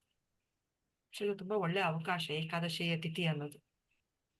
ಅದ್ರಲ್ಲೂ ಈ ಸರಿ ಸ್ಪೆಷಲ್ ಏಕಾದಶಿ ನಮ್ ಗುರು ಮಹಾರಾಜರ ಒಂದು ವ್ಯಾಸ ಪೂಜೆ. ಸೊ ಹಾಗಾಗಿ ಅವತ್ತು ನಾವು ಹೆಚ್ಚು ಭಕ್ತಿ ಸೇವೆ ಮಾಡೋಣ. ಓಕೆ, ಎಲ್ಲರೂ ಸಿದ್ಧರಾಗ್ತೀರಾ? ಅವತ್ತು 8ನೇ ತಾರೀಕು ಇನ್ನು ಟೈಮ್ ಇದೆ. ಮಂಗಳವಾರ, ಬರೋ ಮಂಗಳವಾರ. ಓಕೆ, ನಾನೊಂದು ಲಿಸ್ಟ್ ಬರ್ಬಿಟ್ಟು ಕಳಿಸ್ತೀನಿ ಗ್ರೂಪ್ ಅಲ್ಲಿ. ಆಮೇಲೆ ನಂಗೆ ನಿಮ್ ಹೆಸರು ಕೊಡಿ, ಯಾವ್ದು ಮಾಡ್ತೀರಾ ನೀವು, ಯಾವ ಸೇವೆ ತಗೊಂತೀರಾ ಅನ್ನೋದು. ಓಕೆ, ಬೆಳಗಿನ ಜಾವ ಇರತ್ತಲ್ಲ ನಮ್ದು ಏಕಾದಶಿ ಕಾರ್ಯಕ್ರಮ, 11 ಗಂಟೆ 11:30 ಇರುತ್ತಲ್ಲ. ಸೊ ಆ ಕಾರ್ಯಕ್ರಮದಲ್ಲಿ ನೀವು ಮಾಡ್ಬೇಕು ಅದನ್ನ. ಓಕೆ, ಹೆಂಗ್ ನಾವು ಕ್ಲಾಸಲ್ಲಿ ಮಾಡ್ತೀವಲ್ವಾ, ಕೀರ್ತನೆ ಒಬ್ರು ಮಾಡ್ತೀರಾ, ಒಬ್ರು ಜಪ ಒಬ್ರು ಮಾಡ್ತೀರಾ, ಒಬ್ರು ಮಂಗಳಾಚರಣೆ ಒಬ್ರು ಮಾಡ್ತೀರಾ, ಅದೇ ತರ ಅವತ್ತಿನ ದಿನ ಏಕಾದಶಿ ಕ್ಲಾಸ್ ಇದೆಲ್ಲ ಅದು ಮಾಡ್ಬೇಕು. ಬಟ್ ಏಕಾದಶಿ ದಿವಸ ಮಾಡೋದಾದ್ರೆ ತುಂಬಾ ಸ್ಪೆಷಲ್ ಅದು. ಯಾಕಂದ್ರೆ ಅವತ್ತಿನ ದಿವಸ ಭಕ್ತಿ ಸೇವೆ ಮಾಡಿದ್ರೆ ಅದು 1000 ಪಟ್ಟು ಡಬಲ್ ಮಲ್ಟಿಪ್ಲೈ ಆಗತ್ತೆ ನೋಡಿ. ನೀವು 1000 ಪಟ್ಟು ಬೆನಿಫಿಟ್ ಬೇಕು ಅಂದ್ರೆ ಅವತ್ತಿನ ದಿವಸ ಮಾಡ್ಬೇಕು ಸೇವೆ. ಓಕೆನಾ? ಪ್ರೇಮ ಮಾತಾಜಿ, ಸುಧಾ ಮಾತಾಜಿ, ಭಾರತಿ ಮಾತಾಜಿ, ದಾಕ್ಷಾಯಣಿ ಮಾತಾಜಿ, ಗೀತಾ ಮಾತಾಜಿ, ಶಿವಳಿ ಮಾತಾಜಿ, ಮಾತಾಜಿ, ಹರೇ ಕೃಷ್ಣ ಮಾತಾಜಿ. ಹರೇ ಕೃಷ್ಣ ಒಂದು ಮಾತಾಜಿ. ಡೌಟ್, ಈ ಸೇವಕ ಎಕ್ಸಾಮ್ದು ಏನು ಇದು ಪೇಪರ್ ಪೋರ್ಷನ್ಸ್ ಅಂತ ಬೇಕಾಗಿತ್ತು ಮಾತಾಜಿ. ಕೃಷ್ಣ ಸೇವಕ ಪೇಪರ್ ಬರೆಯೋದಿದ್ಯಾ ಮಾತಾಜಿ? ಅದ್ರ ಸೇವಕ ಬರಿಬೇಕು ಮಾತಾಜಿ, ಬರೆಯೋದಿರತ್ ಮಾತಾಜಿ. ನಾನು ಪೇಪರ್ ಯಾಕಂದ್ರೆ ಕಳಿಸ್ಕೊಡ್ತೀನಿ. ಗಾಯತ್ರಿ ಮಾತಾಜಿ ಎಲ್ಲ ಅವ್ರ ಬ್ಯಾಚ್ಗೆ ಇರ್ಲಿಲ್ಲ ಅಂತ ಹೇಳಿದ್ರು, ಬರೆಯೋದಿರ್ಲಿಲ್ಲ. ನಾವ್ ಅವಾಗ ಮಾಡಿರ್ಲಿಲ್ಲ ಮಾತಾಜಿ. ಇವಾಗ ಕೃಷ್ಣ ಸೇವಕ ಬರ್ಸೋಣ ಅನ್ಕೊಂತೀವಿ. ಬರೆದ್ರೆ ನಮ್ಗಿರೋ ಚೆನ್ನಾಗಿ ತಿಳಿದು ಬರುತ್ತೆ ಅಂತ. ಸ್ವಲ್ಪ ಇಂಟರ್ವ್ಯೂ ಇರೋದಿಲ್ಲ, ಬರೆಯೋದಷ್ಟೇ. ಪೋರ್ಷನ್ಸ್ ಮತ್ತೆ ಬುಕ್ಸ್ ಇನ್ನೊಂದ್ಸತಿ ಹೇಳಿ ಮಾತಾಜಿ. ಅದು ಸ್ವಲ್ಪ ಏನೋ ಡೌಟ್ ಇದೆ. ಅದು ಇನ್ನು ಸಾಕ್ಷಾತ್ಕಾರ ಇದೆಯಾ ಮಾತಾಜಿ ಇವಾಗ? ಆತ್ಮ ಸಾಕ್ಷಾತ್ಕಾರ ಇಲ್ಲ, ಇವಾಗ್ಲೇ ಇಲ್ಲ, ನಿಮಗೆ ಇನ್ನು ಟೈಮ್ ಇದೆ ಅದಕ್ಕೆ. ಸೊ ಭಗವದ್ಗೀತೆ ಫಸ್ಟ್ ಚಾಪ್ಟರ್ ಪ್ರಸ್ತಾವನೆ ಅಲ್ವಾ? ಕರೆಕ್ಟ್. ಪ್ರಸ್ತಾವನೆ ಆಮೇಲೆ ಪೇಪರ್ ಇದೆಯಾ ಅದು? ಇಲ್ಲ ಮಾತಾಜಿ, ಅದೇ ನಂಗೆ ಸ್ವಲ್ಪ ಕರೆಕ್ಟ್ ಆಗಿ ಒಂದ್ ಸ್ವಲ್ಪ ಓದಕ್ ಬೇಕಾಗಿತ್ತು ಪೋರ್ಷನ್ಸ್. ಪರಿಪೂರ್ಣ ಪ್ರಶ್ನೆ, ಪರಿಪೂರ್ಣ ಉತ್ತರ ಅದು ಇದೆ ಅಂತ ಅನ್ಕೊಂತೀನಿ. ಯಾಕಂದ್ರೆ ನೀವು ಸಿಲೆಬಸ್ ಅಲ್ಲಿ ಒಂದ್ಸತಿ ಹೇಳಿದ್ರಿ, ಸ್ಟೆಪ್ಸ್ ಕೊಟ್ಟಿದ್ರಲ್ಲ, ಅದ್ರೊಳಗೆ ಅದ್ರ ಜ್ಞಾಪಕ ಇತ್ತು. ಬಟ್ ನಿಮ್ ಕೇಳಿ ಕನ್ಫರ್ಮ್ ಮಾಡ್ಕೊಳ್ಳೋಣ ಅಂತ ಕೇಳ್ತಾ ಇದ್ದೀನಿ. ಓಪನ್ ಮಾಡ್ತೀನಿ. ಕೃಷ್ಣ ಸೇವಕದಲ್ಲಿ ಇದೆ ಆತ್ಮ ಸಾಕ್ಷಾತ್ಕಾರ ಅಧ್ಯಾಯ 1. ಓಕೆ, ನಾ ಭಕ್ತಿ ಸ್ಟೆಪ್ಸ್ ಅಲ್ಲಿ ಅದಿಲ್ಲ ಅಂತಿದ್ದೀರಾ? ಅದನ್ನ ಚೆಕ್ ಮಾಡ್ತೀನಿ. ಹಾಗಾದ್ರೆ ಚೆಕ್ ಮಾಡ್ಬಿಟ್ಟು ನಿಮ್ಗೆ ಹೇಳ್ತೀನಿ ನಾನು ಮಾತಾಜಿ. ಆಯ್ತು ಮಾತಾಜಿ. ನಿತ್ಯಂನಲ್ಲಿ ಹಾಕಿದ್ರು ಪರವಾಗಿಲ್ಲ, ಅದ್ರಲ್ಲೂ ಇದೀನಿ ನಾನು. ಎಸ್ ಮಾತಾಜಿ. ಕೃಷ್ಣ ಸೇವಕ ಕಿಟ್ ಅಂತ ನಾನು ಕಳ್ಸಿದ್ದೆ ನಿಮಗೆ, ಜ್ಞಾಪಕ ಇದೆಯಾ? ಒಂದಿಷ್ಟು ದಿನ ಕೆಳಗಡೆ ಯಾರು ತಗೊಂಡಿದ್ದೀರಾ? ಬುಕ್ಸ್ ತಗೊಂಡಿದ್ದೀರಾ? ರಾಜವಿದ್ಯಾ, ಭಗವದ್ಗೀತೆ ಮಾತಾಜಿ. ನಾಗವೇಣಿ ಮಾತಾಜಿ ಹೇಳಿದ್ರು. ಸುಧಾ ಮಾತಾಜಿ ನಿಮ್ಮ ಹತ್ರ ಇದೆ. ಬಾಕಿ ಡಿವೋಟಿಸ್ ಭಾರತಿ ಮಾತಾಜಿ, ಸುಮಂಗಳ ಮಾತಾಜಿ, ವೈಜಯಂತಿ ಮಾತಾಜಿ, ಶಿವಳಿ ಮಾತಾಜಿ ಎಲ್ಲ ಬುಕ್ಸ್ ತಗೊಂಡಿದ್ದೀರಾ? ಇಲ್ಲ ಮಾತಾಜಿ ತಗೊಂಡಿಲ್ಲ ಮಾತಾಜಿ ಮಾತಾಜಿ. ಭಾಗವತಮ್ಮ ನಮ್ಮ ಮಗನ ಹತ್ರ ಇದ್ವು, ಅವನ ಓದ್ತಾ ಇದ್ದೆ ನಾನು ಭಾಗವತಮ್ಮ. ಭಾಗವತ ಓದ್ತಾ ಇದ್ದೀರಾ. ಇವಾಗ ಕೃಷ್ಣ ಸೇವಕಾನ ನೆಕ್ಸ್ಟ್ ಹಂತಕ್ಕೆ ಹೋಗ್ಬೇಕು ಅಂದ್ರೆ ನೀವು 4 ರೌಂಡ್ ಜಪ ಮಾಡೋದಕ್ಕೆ ಶುರು ಮಾಡ್ಬೇಕು. ಎರಡನೇದು ಈ ಪುಸ್ತಕಗಳನ್ನ ನಾವು ಇಟ್ಕೋಬೇಕು. ಈ ಪುಸ್ತಕಗಳನ್ನ ಇಟ್ಕೊಂಡು ನಾವ್ ಇವಾಗ ವಾರದಲ್ಲಿ 1 ದಿವಸ ರೀಡಿಂಗ್ ಸೆಷನ್ ಅಂತ ಮಾಡ್ತೀವಿ. ಶಾಸ್ತ್ರ ಅಧ್ಯಯನ ಅಂತ ನಾವು ಕಕ್ಷೆ ಶುರು ಮಾಡ್ತೀವಿ. ವಾರದಲ್ಲಿ 1 ದಿವಸ ಇರತ್ತೆ. ಅವತ್ತಿನ ದಿವಸ ಈ ಪುಸ್ತಕಗಳನ್ನ ಓದ್ತೀವಿ. ಯಾವ್ಯಾವ್ದಂದ್ರೆ ಬರೀ ಭಗವದ್ಗೀತೆ ಒಂದೇನಾ, ಭಗವದ್ಗೀತೆ ಅಧ್ಯಾಯ 1 ಓದ್ಬೇಕು. ಅದ್ರ ಜೊತೆಗೆ ಇನ್ನು ಪ್ರಭುಪಾದರದ್ದು ಸಣ್ಣ ಪುಸ್ತಕ ಇದೆ, 2 ಸಣ್ಣ ಪುಸ್ತಕ ಇದೆ. ಆ 2 ಸಣ್ಣ ಪುಸ್ತಕನೂ ಓದ್ಬೇಕು. ನಾವು ಓದಿಸ್ತೀವಿ, ಆ ಕ್ಲಾಸ್ ಅಲ್ಲಿ ಓದಿಸ್ತೀವಿ. ಆ ಪುಸ್ತಕ ನೀವು ತಗೋಬೇಕು. ಆ ಪುಸ್ತಕ ನೀವು ಹೇಗ್ ತಗೊಂತೀರಾ? ಮಾತಾಜಿ ಒಂದ್ ನಿಮಿಷ. ಆ ಪುಸ್ತಕ ನೀವು ಹೇಗ್ ತಗೊಂತೀರಾ? ಇದರ ನೀವು ಆನ್ಲೈನ್ ಅಲ್ಲಿ ಲಿಂಕ್ ಕ್ಲಿಕ್ ಮಾಡ್ಬಿಟ್ಟು ನೀವು ಕೊಂಡ್ಕೋಬಹುದು. ಇಲ್ಲ ನಿಮ್ ಹತ್ರದಲ್ಲಿ ಏನಾದ್ರು ನಿಮ್ಗೆ ಇಸ್ಕಾನ್ ಸೆಂಟರ್ ಗೊತ್ತಪ್ಪ, ಇಸ್ಕಾನ್ ದೇವಸ್ಥಾನ ಇದೆ ಅಂದ್ರೆ ಅಲ್ಲಿ ಹೋಗಿ ನೀವು ಕೊಂಡ್ಕೋಬಹುದು. ಈ ಪುಸ್ತಕ ನಮಗ್ ಬೇಕು, ನಮಗೆಲ್ಲ ಮಾತಾಜಿ ಗೌರಂಗಿ ಮಾತಾಜಿನ ಕೊಟ್ಟಾರ್ರಿ. ಕೊಟ್ಟಿದಾರ ನಿಮ್ಮ ಹತ್ರ? ನಿಮ್ಮ ಹತ್ರ ಇದ್ರೆ ಸರಿ ಮಾತಾಜಿ. ಭಾರತಿ ಮಾತಾಜಿ ನಿಮ್ಮ ಹತ್ರ ಇದೆಯಾ? ಆತ್ಮ ಸಾಕ್ಷಾತ್ಕಾರ ಪುಸ್ತಕ ಇದೆಯಾ? ಇಲ್ಲ ಅನ್ಕೋತೀನಿ. ಓಕೆ, ನಾನು ಚೆಕ್ ಮಾಡಿ ಕಳಿಸ್ತೇನೆ ನಿಮಗೆ. ಏನೇನ್ ಪುಸ್ತಕಗಳು ತಗೋಬೇಕು ಅಂತ ಇನ್ನೊಂದ್ಸರಿ ಚೆಕ್ ಮಾಡಿ ಕಳಿಸ್ತೀನಿ ನಿಮಗೆ. ಓಕೆ, ಸೊ ನೀವು ಇದರ ಆನ್ಲೈನ್ ಕೊಂಡ್ಕೋಬಹುದು. ಇಲ್ಲ ಅಂದ್ರೆ ನೀವು ಹತ್ರದಲ್ಲಿರೋ ದೇವಸ್ಥಾನಕ್ಕೆ ಹೋಗ್ಬಿಟ್ಟು, ಇಸ್ಕಾನ್ ದೇವಸ್ಥಾನಕ್ಕೆ ಹೋಗ್ಬಿಟ್ಟು ಕೊಂಡ್ಕೋಬಹುದು. ಅಲ್ಲಿ ಪ್ರಭುಪಾದರ ಚಿಕ್ಕ ಪುಸ್ತಕಗಳು ಸಿಗತ್ತೆ. ಆ ಪುಸ್ತಕ ಓದ್ಬೇಕು, ಸಣ್ಣ ಪುಸ್ತಕ ಓದ್ಬೇಕು. ಕೃಷ್ಣ ಸೇವಕ ಅಂತ ಒಂದು ಪೇಪರ್ ಇರುತ್ತೆ, ಕ್ವಶನ್ ಪೇಪರ್ ಇರುತ್ತೆ. ಕ್ವಶನ್ ಪೇಪರ್ ಅಲ್ಲಿ ಪ್ರಶ್ನೆಗಳಿರುತ್ತೆ. ಆ ಪುಸ್ತಕದಿಂದಾನೇ ಕೇಳ್ತಾರೆ. ಸುಲಭವಾಗಿರುತ್ತೆ, ಒಂದ್ ಲೈನ್ ಬರೆಯೋದು. ಓಕೆ, ಪಂಚತತ್ವ ಮಂತ್ರ ಅಂದ್ರೆ ಯಾವುದು ನೋಡಿ, ತುಂಬಾ ಸುಲಭವಾಗಿರುತ್ತೆ ಪ್ರಶ್ನೆ. ಇವಾಗ ನಾವು ಕೃಷ್ಣ ಸೇವಕ ಪೇಪರ್ ಚರ್ಚೆ ಮಾಡೋಣ. ಅದು ಅಷ್ಟೇ, ಪೇಪರ್ ಹೇಗ್ ಬರೆಯೋದು, ಏನೇನು ಬರೆಯೋದು, ಅದಕ್ಕೂ ಒಂದು ಸ್ಪೆಷಲ್ ಕ್ಲಾಸ್ ಇಡ್ತೀವಿ ನಾವು. ಆ ಕ್ಲಾಸ್ ಸೇರ್ಕೊಂಡ್ರೆ ನೀವು ಈಸಿಯಾಗಿ ಬರಿಬಹುದು.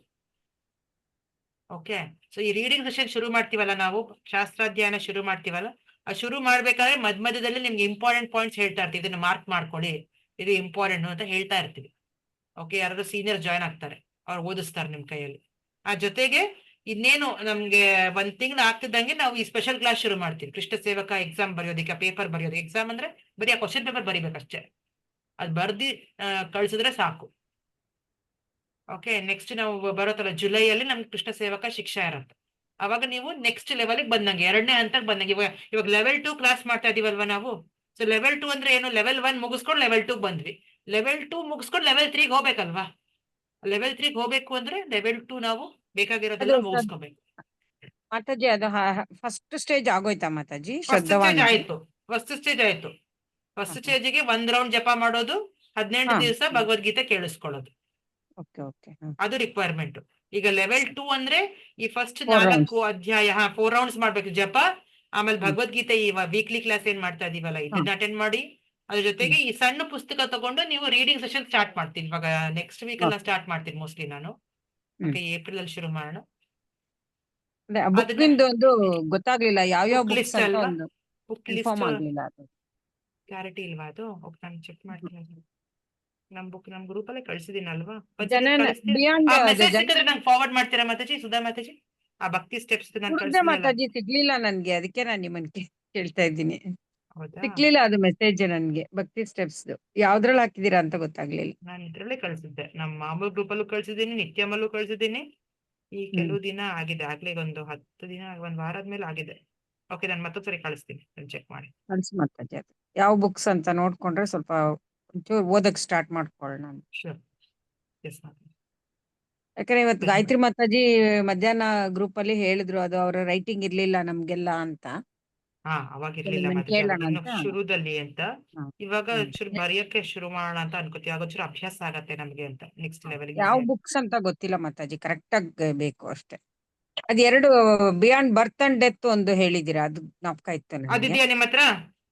ಅದಿದೆ. ಓಕೆ, ಬಟ್ ಇದೆ ಆತ್ಮ ಸಾಕ್ಷಾತ್ಕಾರದು ಸ್ವಲ್ಪ ಅರ್ಥನೇ ಆಗಲ್ಲ ಓದಿದ್ರೆ. ಆತ್ಮ ಸಾಕ್ಷಾತ್ಕಾರ ಮೊದಲನೇ ಅಧ್ಯಾಯ ಅಲ್ವಾ? ಮೊದಲನೇ ಅಧ್ಯಾಯ ಇದೆ ಅದಕ್ಕೆ. ಹೌದು, ಓನ್ಲಿ ಮೊದಲನೇ ಅಧ್ಯಾಯ ಅಂತ ಇರೋದು. ಓಕೆ, ಅದನ್ನ ಓದೋಣ ಮಾತಾಜಿ. ನಾವು ರೀಡಿಂಗ್ ಸೆಷನ್ ಅಲ್ಲಿ ಓದಿಸ್ತೀವಲ್ಲ, ಅವಾಗ ನಿಮ್ಗೆ ಏನಾದ್ರು ಪ್ರಶ್ನೆ ಇದ್ರೆ ಅದಿಲ್ಲ ಮಾತಾಜಿ, ಅದಿಲ್ಲ. ಅದು ಸೇವಕಗಿಲ್ಲ, ಅದು ಕೃಷ್ಣ ಸೇವಕಗದಿಲ್ಲ. ಅದು ನೆಕ್ಸ್ಟ್ ಲೆವೆಲ್. ಅದು ಅದಕ್ಕೇನು ಟೈಮ್ ಇದೆ. ಇನ್ನೇನಾದ್ರು ಡೌಟ್ಸ್ ಇತ್ತಾ? ಕಳ್ಸಿ ಮಾತಾಜಿ ಇನ್ನೊಂದ್ಸತಿ. ಇನ್ನೊಂದ್ಸರಿ ಕಳಿಸ್ತೀನಿ. ಓಕೆ, ವೀರ್ ಪ್ರಭು ಹರೇ ಕೃಷ್ಣ. ಏನೋ ಡೌಟ್ಸ್ ಇತ್ತಾ? ಸೊ ಅಧ್ಯಾಯ 1 ಮುಗಿಸಿದ್ವಿ ನಾವ್ ಇವತ್ತು ಸಕ್ಸಸ್ಫುಲ್ ಆಗಿ. ಸೊ ನಾಳೆ ಒಂದು ಸ್ಪೆಷಲ್ ಕ್ಲಾಸ್ ಇರುತ್ತೆ ಸೇಮ್ ಇದೇ ಟೈಮಲ್ಲಿ. ಇದನ್ನ ಮುಗಿಸ್ಬಿಟ್ಟು ನೆಕ್ಸ್ಟ್ ವೀಕ್ ಇಂದ ನಾವು 2ನೇ ಅಧ್ಯಾಯ ಶುರು ಮಾಡ್ತೀವಿ, second chapter. And next week ಅಲ್ಲಿ ಓಕೆ ರೀಡಿಂಗ್. ಇವಾಗ ಶಾಸ್ತ್ರಾಧ್ಯಯನ ಕ್ಲಾಸ್ ಮಾಡ್ಬೇಕಂದ್ರೆ ನಿಮ್ಗೆ ಯಾವ ದಿನ ಅನುಕೂಲ ಆಗತ್ತೆ? ಗುರುವಾರ ಶುಕ್ರವಾರ ನಮ್ದು ಈ ಕ್ಲಾಸ್ ನಡೀತಾ ಇದೆ, ಲೆವೆಲ್ 2 ಕೃಷ್ಣ ಸೇವಕ. ಬುಧವಾರ ಮಾಡೋಣ ಅಥವಾ ಶನಿವಾರ ಮಾಡೋಣ? ಬುಧವಾರನೇ ಮಾಡಿ ಮಾತಾಜಿ. ಬುಧವಾರಕ್ಕಿಂತ ಮಾತಾಜಿ ಸೋಮವಾರ, ಮಂಡೇ ಟ್ಯೂಸ್ಡೇಸ್ ಆಗಲ್ವಾ ಮಾತಾಜಿ? ಮಂಡೇ ಟ್ಯೂಸ್ಡೇ ಆಗಲ್ಲ. Okay, Wednesday. Sudha Mataji Wednesday. Prema Mataji, Bharati Mataji, Prafulla Mataji, Geeta Mataji, Srivalli Mataji, ನಿಮ್ಗೆಲ್ಲ ಯಾವಾಗ ಅನುಕೂಲ ಆಗುತ್ತೆ? ವೀರ್ ಪ್ರಭು ವೆಡ್ನೆಸ್ಡೇ ಓಕೆನಾ? ಓಕೆ ಮಾತಾಜಿ. ಸಂಡೇ ಆಲ್ಮೋಸ್ಟ್ ನಮ್ಗೆ ಹಾಲಿಡೇ ಇರುತ್ತೆ Mataji. Sunday holiday. Sunday Ramanavami Mataji. ಈ Sunday because always I am working. ನಿಮಗೆ ಯಾವಾಗ್ಲೂ ವರ್ಕಿಂಗ್ ಡೇಸೇ ಆಗುತ್ತೆ ಪ್ರಭು. ಅದೇ ಮಾತಾಜಿ, ಅದೇ ಅದ್ರಲ್ಲೇ ನಾನು ಟೈಮ್ ಮಾಡ್ಕೊಂಡು ಅಟೆಂಡ್ ಆಗ್ತಾ ನಿಮ್ಗೆ ಏನಾರು ಒಂದು ವೀಕೆಂಡ್ ಕೊಡ್ತೀನಿ ರೀ Prabhuji. We are soon going to start some weekend. ಇವಾಗ ನಿಮ್ಗೆ ಏನಾದ್ರು ವೀಕೆಂಡ್ ನಾನು ಮಾಡ್ತೀನಿ.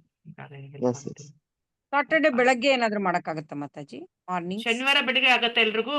ಡಿವೋಟೀಸ್ ನಿಮ್ಗೆ ಎಲ್ರಿಗೂ ಬೆಳಿಗ್ಗೆ ಆಗತ್ತಾ ಟೈಮ್ ತೆಗಿಯಕ್ಕೆ? 10 or 11 ಆತರ ಮಾಡ್ಬೋದು. ಎಲ್ರಿಗೂ ಕಷ್ಟನಾ ಬೆಳಿಗ್ಗೆ? ಸಾಟರ್ಡೆ ಯೂಶಲಿ ವೀಕೆಂಡ್ಸ್ ಹಾಲಿಡೇ ಇರುತ್ತಲ್ವಾ ಮಾತಾಜಿ ಎಲ್ಲಾರ್ಗು, ವರ್ಕಿಂಗ್ ಎಲ್ಲಾನು. ಏನ್ ಸ್ಕೂಲ್ಸ್ ರಜಾ ಇರುತ್ತೆ ಮಾತಾಜಿ. ಇನ್ನು ಒಂದ್ ವಾರ, ನಾಳೆ ಶನಿವಾರ ಸ್ಕೂಲ್ ಇದೆ ಮಾತಾಜಿ. 12 ನಂತರ ಓಕೆ ಮಾತಾಜಿ. 12 ನಂತರ ಭಾರತಿ ಮಾತಾಜಿಗೆ ಅಂದ್ರೆ ಶನಿವಾರ ಅಲ್ಲ ಮಾತಾಜಿ, ಸ್ಕೂಲ್ ಇದೆ. ಇನ್ನೊಂದು ವಾರ ಸ್ಕೂಲ್ ಇದೆ ಮಾತಾಜಿ. 8 ರಿಂದ 12. ನಿಮ್ಗೆ ಶನಿವಾರ ಕಷ್ಟನಾ ವೀರ್ ಪ್ರಭು? ಸಾಟರ್ಡೆ ಕಷ್ಟನಾ ನಿಮ್ಗೆ? ಸಾಟರ್ಡೆ ಕಷ್ಟ ಮಾತಾಜಿ, ನಂಗೆ 6 days ವರ್ಕ್ ಇರುತ್ತೆ. Sunday only I get holiday. Okay ಸರಿ, ಹಾಗಾದ್ರೆ ಸಂಜೆನೆ ಇಟ್ಕೊಳ್ಳೋಣವಾ ರೀಡಿಂಗು? ಸಂಜೆ ಓಕೆ ಮಾತಾಜಿ, ಸಂಜೆ ಏನ್ ಪ್ರಾಬ್ಲಮ್ ಇಲ್ಲ. ಸಾಟರ್ಡೆ ಇದೇ ಟೈಮ್ ನಿಮ್ಗೆ ಎಲ್ರಿಗೂ ಸೆಟ್ ಆಗಿದೆ ಅಲ್ವಾ? ಅದಕ್ಕೆ ನಾ ಕೇಳ್ತಾರ ಸಂಜೆನೆ ಮಾಡೋಣ ಇಲ್ಲ ಅಂದ್ರೆ ಡೇ ಟೈಮ್ ಅಲ್ಲಿ ಬೇಕಾ ರೀಡಿಂಗ್? ಇದು ಈಗ ಮಾಡಕತ್ತಿರ್ಲಿ ಮಾತಾಜಿ, ಇದು ಕರೆಕ್ಟ್ ಐತೆ ಮಾತಾಜಿ. ಇದೇ ಟೈಮ್ ಇರಲ್ಲ ಪ್ರೇಮ ಮಾತಾಜಿ? ಇದಿರ್ಲಿ Mataji. Saturday evening Mataji. Okay ಆಯ್ತು. ಶನಿವಾರ ಈವ್ನಿಂಗ್ ಮಾಡೋಣವಾ? ಆಯ್ತು ಮಾತಾಜಿ. ಎಲ್ರಿಗೂ ಓಕೆನಾ ಶನಿವಾರ ಸಂಜೆ? ಓಕೆ ಓಕೆ, ಒಂದ್ಸರಿ ಚೆಕ್ ಮಾಡಿ. ಇಲ್ಲಾಂದ್ರೆ ಬುಧವಾರ ಸಂಜೆನೂ ಆಗತ್ತಲ್ವಾ? ನಾನು ಚೆಕ್ ಮಾಡ್ತೀನಿ ಬುಧವಾರ ಸಂಜೆನಾ ಅಥವಾ ಶನಿವಾರ ಸಂಜೆ, ನಾನು ಕನ್ಫರ್ಮ್ ಮಾಡ್ತೀನಿ ನಾನು ನಿಮ್ಗೆ. ಅವ್ರಿಗೆ ಯಾರಿಗೂ ಬರಕ್ ಆಗಲ್ಲ ಅಂದ್ರಲ್ಲ ಮಾತಾಜಿ, ಸಾಟರ್ಡೇನೆ ಮಾಡಿ. ಪಾಪ ಎಲ್ರಿಗೂ ಅನುಕೂಲ ಆಗ್ಬೇಕಲ್ವಾ ಅವ್ರಿಗೆ. ಬುಧವಾರ ಆಗತ್ತಲ್ವಾ ಎಲ್ರಿಗೂ? ಆಗತ್ತೆ ಪ್ರಭು ಈವ್ನಿಂಗ್ 6 ಮುಂದೆ 7 ಐ ಥಿಂಕ್ 7 ಮಟ್ಟ ನನ್ ವರ್ಕ್ ಇರುತ್ತೆ ಮಾತಾಜಿ. ಲಾಗ್ಔಟ್ ಆಗ್ತೀನಿ ನಾನು. ಸೊ ಲಾಗಿನ್ ಮುಗಿಸ್ಕೊಂಡು 7 ಮುಂಚೆ ನಾನು ಫ್ರೀ ಆಗ್ತೀನಿ. ಈ ಟೈಮ್ ಫ್ರೀ ಆಗ್ತಿರಲ್ಲ ನೀವು? ಅದೇ 7 ಎನಿ ಡೇಸ್ ಓಕೆನಾ ಪ್ರಭು? ಎಸ್ ಮಾತಾಜಿ. 7 ವೆಡ್ನೆಸ್ಡೇನೇ ಇಡೋದು ವಾಸಿ ಅನ್ಸುತ್ತೆ. ಯಾಕಂದ್ರೆ ಬಿಕಾಸ್ ಕಂಡಕ್ಟ್ ಮಾಡೋದಕ್ಕೆ ಸೀನಿಯರ್ಸ್ ಕೂಡ ಅಲ್ಲ ಶನಿವಾರ ಬಿಸಿ ಇರ್ತಾರೇನೋ, ಬುಧವಾರನೇ ಹೇಳ್ತಾ ಇದ್ರು. ನಾನು ಚೆಕ್ ಮಾಡಿ ಕನ್ಫರ್ಮ್ ಮಾಡ್ತೀನಿ. ಮೋಸ್ಟ್ಲಿ ಬುಧವಾರನೇ ಇರುತ್ತೆ ಡಿವೋಟೀಸ್, ಬುಧವಾರ ಸಂಜೆ 7 ಗಂಟೆ. ಓಕೆ, ಅಷ್ಟೊಳಗಡೆ ನೀವು ಒಂದ್ ವಾರದೊಳಗಡೆ ಈ ಬುಕ್ಸ್ ತಗೊಂಡ್ ಇಟ್ಕೋಬೇಕು. ನಾನು ಇವತ್ತು ಕಳಿಸ್ತೀನಿ, ಸಿಕ್ತು ನನ್ನ ಹತ್ರ. ಲೆವೆಲ್ 1ಗೆ ಏನು ಬುಕ್ಸ್ ಬೇಕಾಗಿಲ್ಲ. ಅಂದ್ರೆ ನೀವು ಅಷ್ಟೊಳಗೆ ಭಗವದ್ಗೀತೆ ಕ್ಲಾಸ್ ಕೇಳಿರ್ಬೇಕು, ಭಗವದ್ಗೀತೆ ಕೊಂಡ್ಕೊಂಡು ಇಟ್ಕೊಂಡಿರ್ಬೇಕು, ಭಗವದ್ಗೀತೆ ಯಥಾರೂಪ. ಓಕೆನಾ? ಈಗ ಲೆವೆಲ್ 2 ಅಂದ್ರೆ ಇವಾಗ ನಾವು ಮಾಡ್ತಾ ಇರೋದು ಕೃಷ್ಣ ಸೇವಕ ಮಾಡ್ತಾ ಇದೀವಿ. ಇದು 4 ತಿಂಗಳಿಂದ, ಇವಾಗ 4 ತಿಂಗಳು ಪ್ರೋಗ್ರಾಮ್ ಇದು, 4 months ಪ್ರೋಗ್ರಾಮ್ ಇದು. ಓಕೆ, ಸೊ ಇದಕ್ ನಮ್ಗೆ ಏನ್ ಬೇಕು ಪುಸ್ತಕಗಳಂದ್ರೆ ಭಗವದ್ಗೀತಾ ಬೇಕು. ಓಕೆ, ಆಮೇಲೆ ಜನನ ಮರಣಗಳ ನಂತರ, ಬಿಯಾಂಡ್ ಬರ್ತ್ ಅಂಡ್ ಡೆತ್, ಜನನ ಮರಣಗಳ ನಂತರ, ಈ 2 ಪುಸ್ತಕ ಬೇಕಾಗಿರೋದು ನಮ್ಗೆ. ಆ ಕೃಷ್ಣ ಸೇವಕ ಪೇಪರ್ ಅಲ್ಲಿ ಆತ್ಮ ಸಾಕ್ಷಾತ್ಕಾರನೂ ಇದೆ, ಅದು ಪರವಾಗಿಲ್ಲ, ಅದು ನಾವು ಓದಿಸ್ತೀವಿ, ಸಪ್ರೇಟ್ ಆಗಿ ಓದಿಸ್ತೀವಿ. ನೀವೇ ಅದು ನೆಕ್ಸ್ಟ್ ಲೆವೆಲ್ ಅಲ್ಲಿ ಬಂದೇ ಬರುತ್ತೆ, ಅವಾಗ ಓದಿಸ್ತೀವಿ. ಓಕೆನಾ ಮಾತಾಜಿ? Sudha Mataji, only 2 books. ಭಗವದ್ಗೀತೆ 3ನೇ ಅಧ್ಯಾಯವರೆಗೂ ಓದಿರ್ಬೇಕು. ಓಕೆ, ಶುರುವಿಂದ 3ನೇ ಅಧ್ಯಾಯವರೆಗೂ ಆ ಕ್ಲಾಸಲ್ಲಿ ಓದಿಸ್ತೀವಿ ರೀಡಿಂಗ್ ಸೆಷನ್ ಅಲ್ಲಿ. 2ನೇ ಬುಕ್ ಬಂದ್ಬಿಟ್ಟು ಬಿಯಾಂಡ್ ಬರ್ತ್ ಅಂಡ್ ಡೆತ್, ಜನನ ಮರಣಗಳ ನಂತರ. ಓಕೆ, ಇದೊಂದು ಪುಸ್ತಕ ನೀವು ತಗೋಬೇಕು ಎಲ್ರು.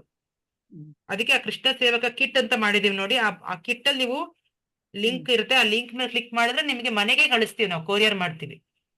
ನಮ್ದು ಬುಕ್ಸ್ ಟೀಮ್ ಇದೆ, ಬುಕ್ ಸ್ಟೋರ್ ಇಟ್ಕೊಂಡಿದೀವಿ, ಆನ್ಲೈನ್ ಬುಕ್ ಸ್ಟೋರ್, ನಾವು ಕಳಿಸ್ಕೊಡ್ತೀವಿ ನಿಮ್ಮ ಮನೆಗೆ. ಓಕೆನಾ? ಸೊ ಹಾಗಾಗಿ ಮಿಸ್ ಮಾಡ್ಕೋಬೇಡಿ, ಇದೆಲ್ಲ ತುಂಬಾ ಮುಖ್ಯವಾಗಿರುತ್ತೆ. ಚಿಕ್ಕ ಪುಸ್ತಕ ಅಷ್ಟೇ ಅದು, ಒಂದ್ ಭಗವದ್ಗೀತೆ ಯಥಾರೂಪ, ಆಮೇಲೆ ಆ ಸಣ್ಣ ಪುಸ್ತಕ. ಇದೆರಡು ಓದ್ಬೇಕು. ಇದೆರಡು ಓದ್ರೆ ನೀವು ಸೇವಕ ಪೇಪರ್ ಬರಿಬೋದು ಈಸಿಯಾಗಿ. ಓಕೆ, ಆಯ್ತು ಅನೌನ್ಸ್ಮೆಂಟ್ ಮಾಡಿದೆ ನಾನು ಏಕಾದಶಿ ಅನೌನ್ಸ್ಮೆಂಟ್ ಮಾಡಿದ್ದೀನಿ. ಆಮೇಲೆ reading session will start soon. Next week ಎಲ್ಲ ಶುರು ಮಾಡ್ಬೋಣ. ಓಕೆ, ಪ್ರಶ್ನೆ ಇದೆಯಾ? ಏಕಾದಶಿ ಯಾವಾಗಿತ್ತು ಅಂದ್ರೆ ಮಾತಾಜಿ? ಪ್ರಭು ಏಕಾದಶಿ 8ನೇ ತಾರೀಕು, 8th April, 8th April. Okay. ಮಂಗಳವಾರ.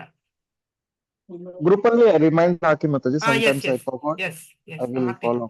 ಹಾಕ್ತೀನಿ. Okay.